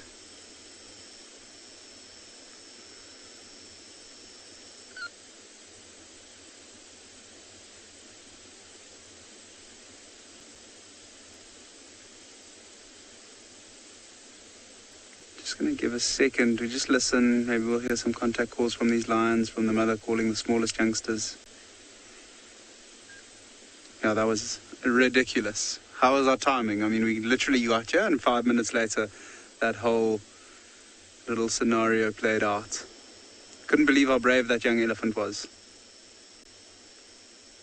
All the noise, the trumpeting, the grumbling communications between the elephants. There were more elephants behind us grumbling as well. All telling each other what's going on. There's one of the youngest ones coming back. And straight to Mom it goes. Oh!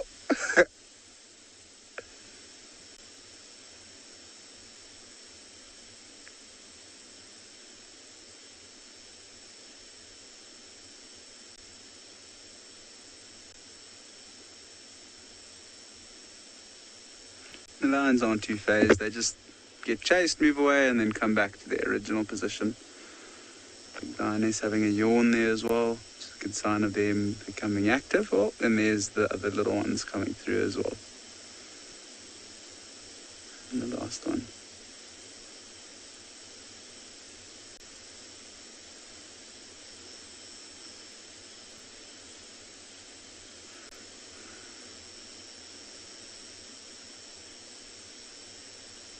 Very, very special.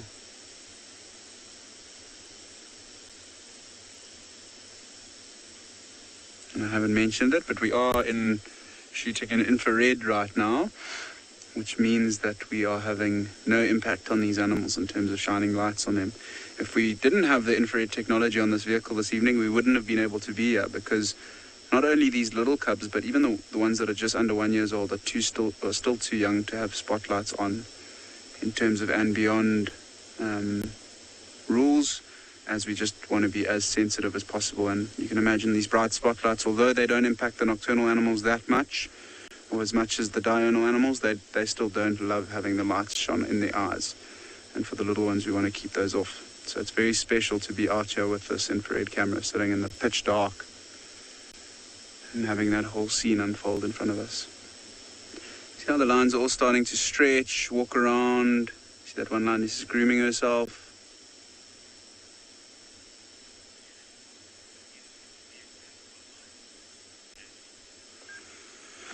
So, Pat, I wouldn't say it's common for elephants to be attacked by lions. Sometimes, maybe if a young elephant gets separated from the herd and walks in, say, for instance, that young one, I mean, we saw the lions ran away from that young elephant, but say, for instance, the mother and the rest of the herd weren't around, then there could have potentially been an opportunity for a much larger pride of lions. With just 3 lionesses here, or just 2 lionesses and the young ones, there's probably not a good... 3 lionesses, 1 sub-adult. Probably not a good chance of them catching that young one, but if it's a big pride, then it is a little bit more of a chance. But you can imagine with a fully grown elephant there, with mom being right there by its side, very, very unlikely that they are going to be able to catch it. In South Africa, I haven't heard too many records of lions hunting elephants. However, in Botswana, I've heard many stories. Oh, there's elephants coming right towards us. So I'm just going to sit here dead still. I want to see what they do. I don't want to turn the car on. I don't want to impact the elephants. I'm pretty sure they're just going to move around us. It is right in front of us. And it is a little bit close, but I'm not turning the car on. I'm just going to sit dead still. And hopefully she will move. I didn't see them coming down because it is so dark, so... Heart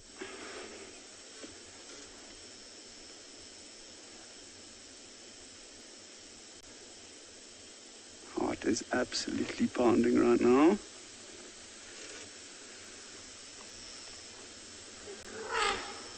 Hopefully that'll take the attention off us.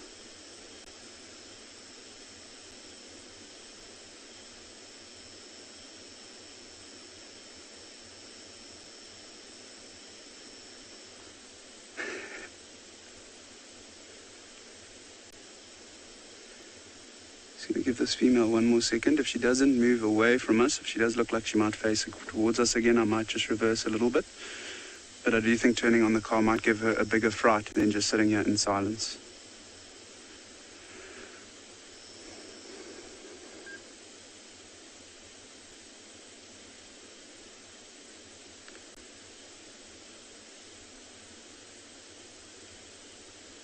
So ideally, we wouldn't have wanted this elephant to get as close to us as she did. However, I don't think that situation, there was much I could have done. She came down the bank. I think she must have smelt the lions. They don't see too well at night, so as us and the lions here has a potential issue to her, although we're not a big issue to her. The lions more so.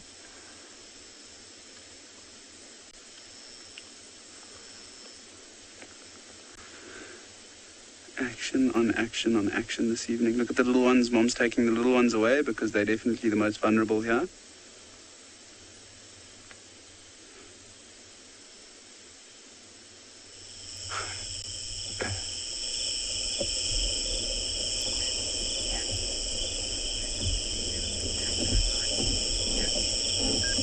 I agree with you, Jackie. It is special to see them active at night. I don't know if I like it when they come that close to the vehicle.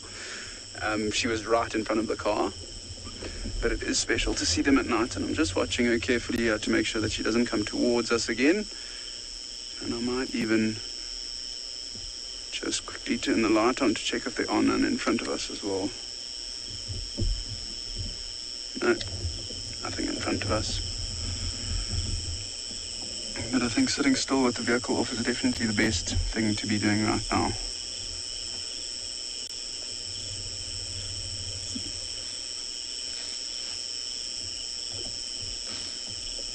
can hear those little contact calls from the lions. I think they might be looking for each other. One of them might have run up the bank when that elephant car chased them.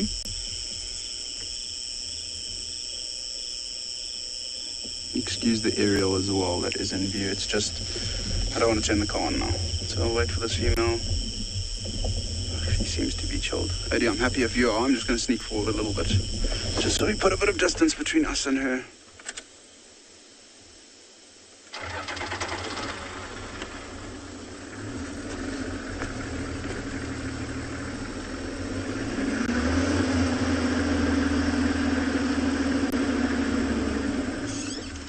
So it is quite soft sand around here. Yeah, I'm happy.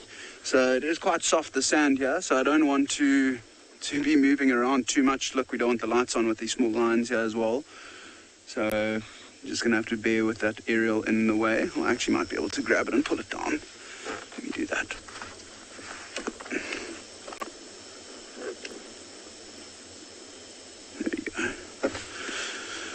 That is a bit better, and you can see the lions now that they've got a bit of space between them and the elephants. They're feeling a little bit more comfortable. I can't see. Odie, do you mind zooming in just to see if we can count if they're all there? So all the small ones are there, which is a good thing. Those are the only ones I was really worried about. The other ones, oh yeah, they're going to chase them again.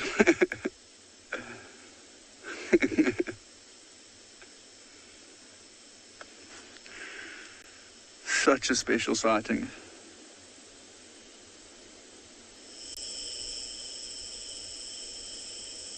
I mean, that elephant does not have good vision at night, so it won't be able to see those lions or the exact position of the lions. When it gets closer, it'll be able to pick up on them in the movement. But I think what it will be doing on trying to find out if they are moving away or if they're sticking around is just through smelling.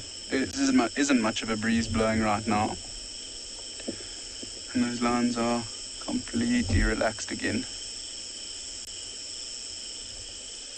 If I'm being completely honest, I think I got a bigger fright with that elephant in front of the car than the lions did when they got chased.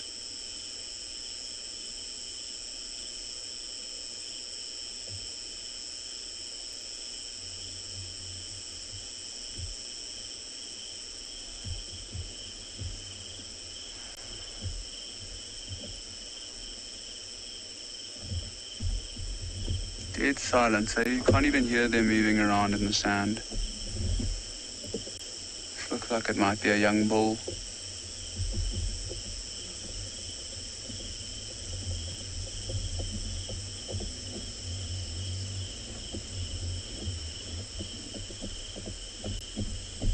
Excellent camera work there, Odie. It looks like the elephants might be giving up on their pursuit of chasing these lions away. And I'll probably head off and forage into the night and look to put some space between them and the lions. That was a ridiculous way to end off the evening.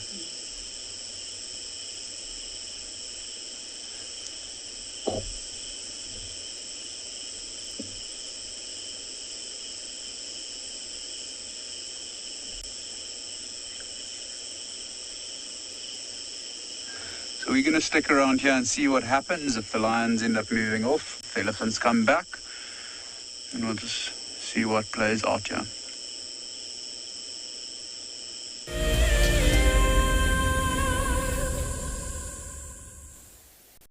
Do you dream of traveling to a far-flung wilderness location where life continues as normal? A place where you can escape to nature and breathe. If you become a Wild Earth explorer, then this could soon become a reality.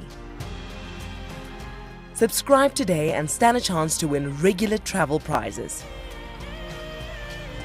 Wild Earth Explorers, it's in your nature.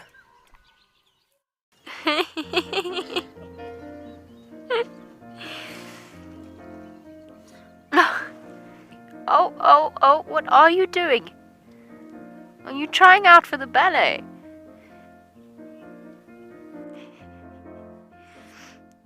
Now it's an itchy bottom. Up we get. Mom's coming. Everybody's moving off. My name is Taylor McCurdy and I work for Eco Training. I love hearing from all of the viewers. However, I particularly enjoy those of you who have been watching for a few years. Your questions are just so advanced and they really get me thinking. If you'd like to ask a question on Wild Earth, you need to register on our website. Once you've done that, head to the live safari page and submit your questions below the live feed. This is a battle of two great carnivores of the African wilderness. Whew. Whoa! You don't want to be under those jaws. Definitely, this round goes to the lion. Look at that. Fantastic. Expect the unexpected here on Wild Earth daily. Hi everyone, my name's Daniel Fisher and I'm going to be your guide this afternoon. What is my favorite animal and why? I think I'd have to say a lion. Being able to try and follow them and understand their movements and dynamics is super interesting. People often underestimate them and think that they sleep all the time, but once they get up and start moving around, they are fascinating to watch, and watching them interact with one another is a super highlight for me. If I can pass on this passion and this enthusiasm for lions and prides of lions into a guest that's sitting at home, that's what I'm really going for.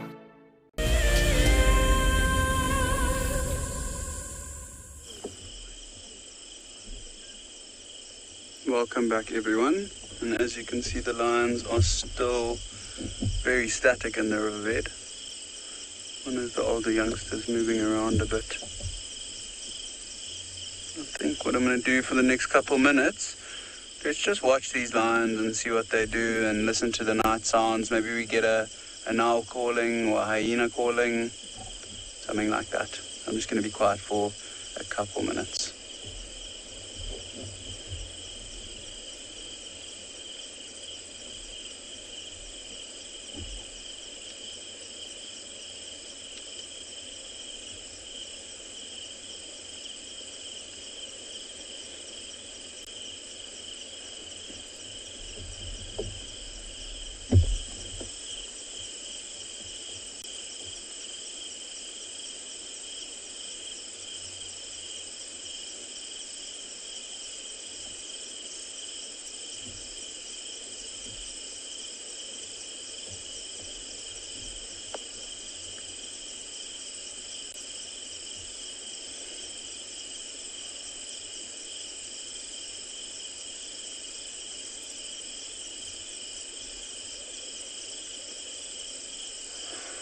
Not too many nocturnal noises tonight. But you can see some of the lions starting to reposition.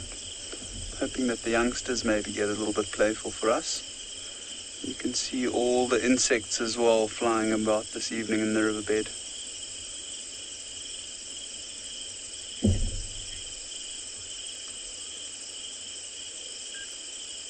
Good question, Sizwe. I think they do tend to chase off most things that they can find or see if they are out in the open. But I think it also depends on the specific elephant. I mean, I've watched elephants walk right past lion prides and pay no interest to them. And then other ones like this evening get quite grumpy and agitated and chase them around. I've seen them chasing wild dogs. And that's because the wild dogs tend to be quite playful with the elephants. They tend to run up and down and irritate them a little bit. I haven't seen them chase hyenas. I don't think they worry about hyenas too much. But maybe if there's a couple hyenas and it's a herd of elephants and there's some small ones around, the mom might become quite protective and chase them away. Leopards. I haven't seen them chase a leopard before. Have you, Odie? So Odie also hasn't seen them chase a leopard, but I'm sure they do chase leopards if they come into close proximity with them, although leopards much, much less of a threat than the lions are. Even though the lions are not that big a threat either. That is a good question. And most predators, I don't think they'll chase away things like the smaller nocturnal predators, civets, wildcats, serval, honey badger. I don't think they'll pay too much attention to those creatures.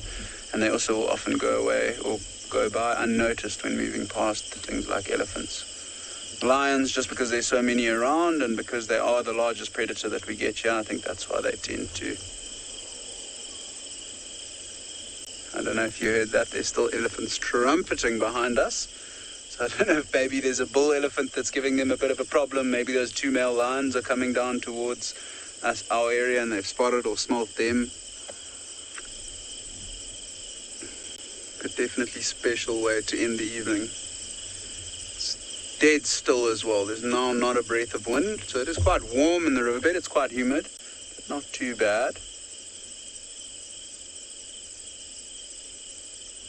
It'll be super interesting to see where these lions end up moving tonight. I'm sure they are going to try and hunt again. I think those Ross males ended up stealing most of that carcass away from the lionesses and the youngsters. So they might try hunt again tonight.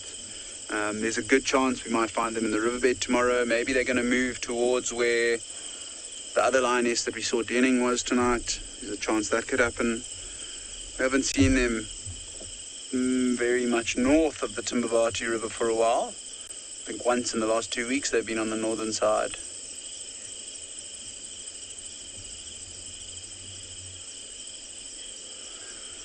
So Daniel, if the pride hunts, those 2 older cubs, the ones that are just under 1 year old, they'll be able to keep up most of the time. They are much smaller and they will struggle to keep up, but they might be able to keep up with the pride when they move. The very small ones, it's highly unlikely they will keep up. So what their mother might do is just like the one that's denning at the moment, keeping her youngsters hidden away in a thick bush. The mom of these 3 might tuck them away in a buffalo thorn or in a red spike thorn and make sure that they don't leave. Cubs are quite good in that sense, that if mom puts them somewhere, they stay there until she'll come back and fetch them. So then mom might join with the rest of the pride and hunt, and then if they kill something, she'll go back to the youngsters, to the cubs, pick them up and take them to the carcass. What might also happen is that the mother of the 3 small ones might not join the hunt. She might stay behind looking after the little ones, and then at some stage she might try and look closer around the den site where the little ones are and try to see if she can't catch something like an impala.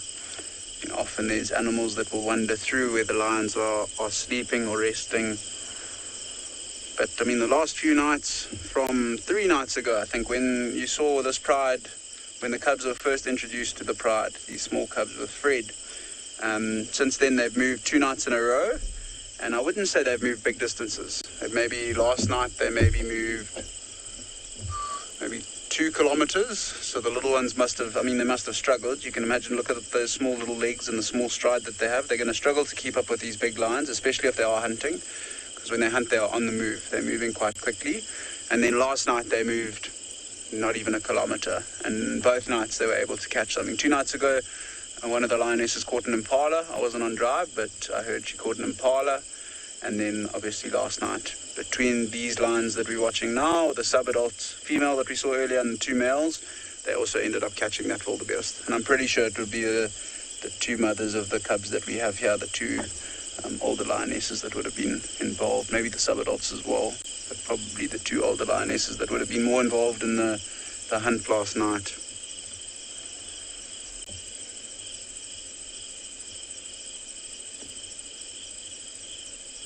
Quite special that we've seen so many different ages, or so many different lions of different ages today. You've got the big dominant males that are nice and old, big lionesses that are fully grown, the sub-adult lioness, the 1-year-old youngsters, and now these very small 2-month-old youngsters.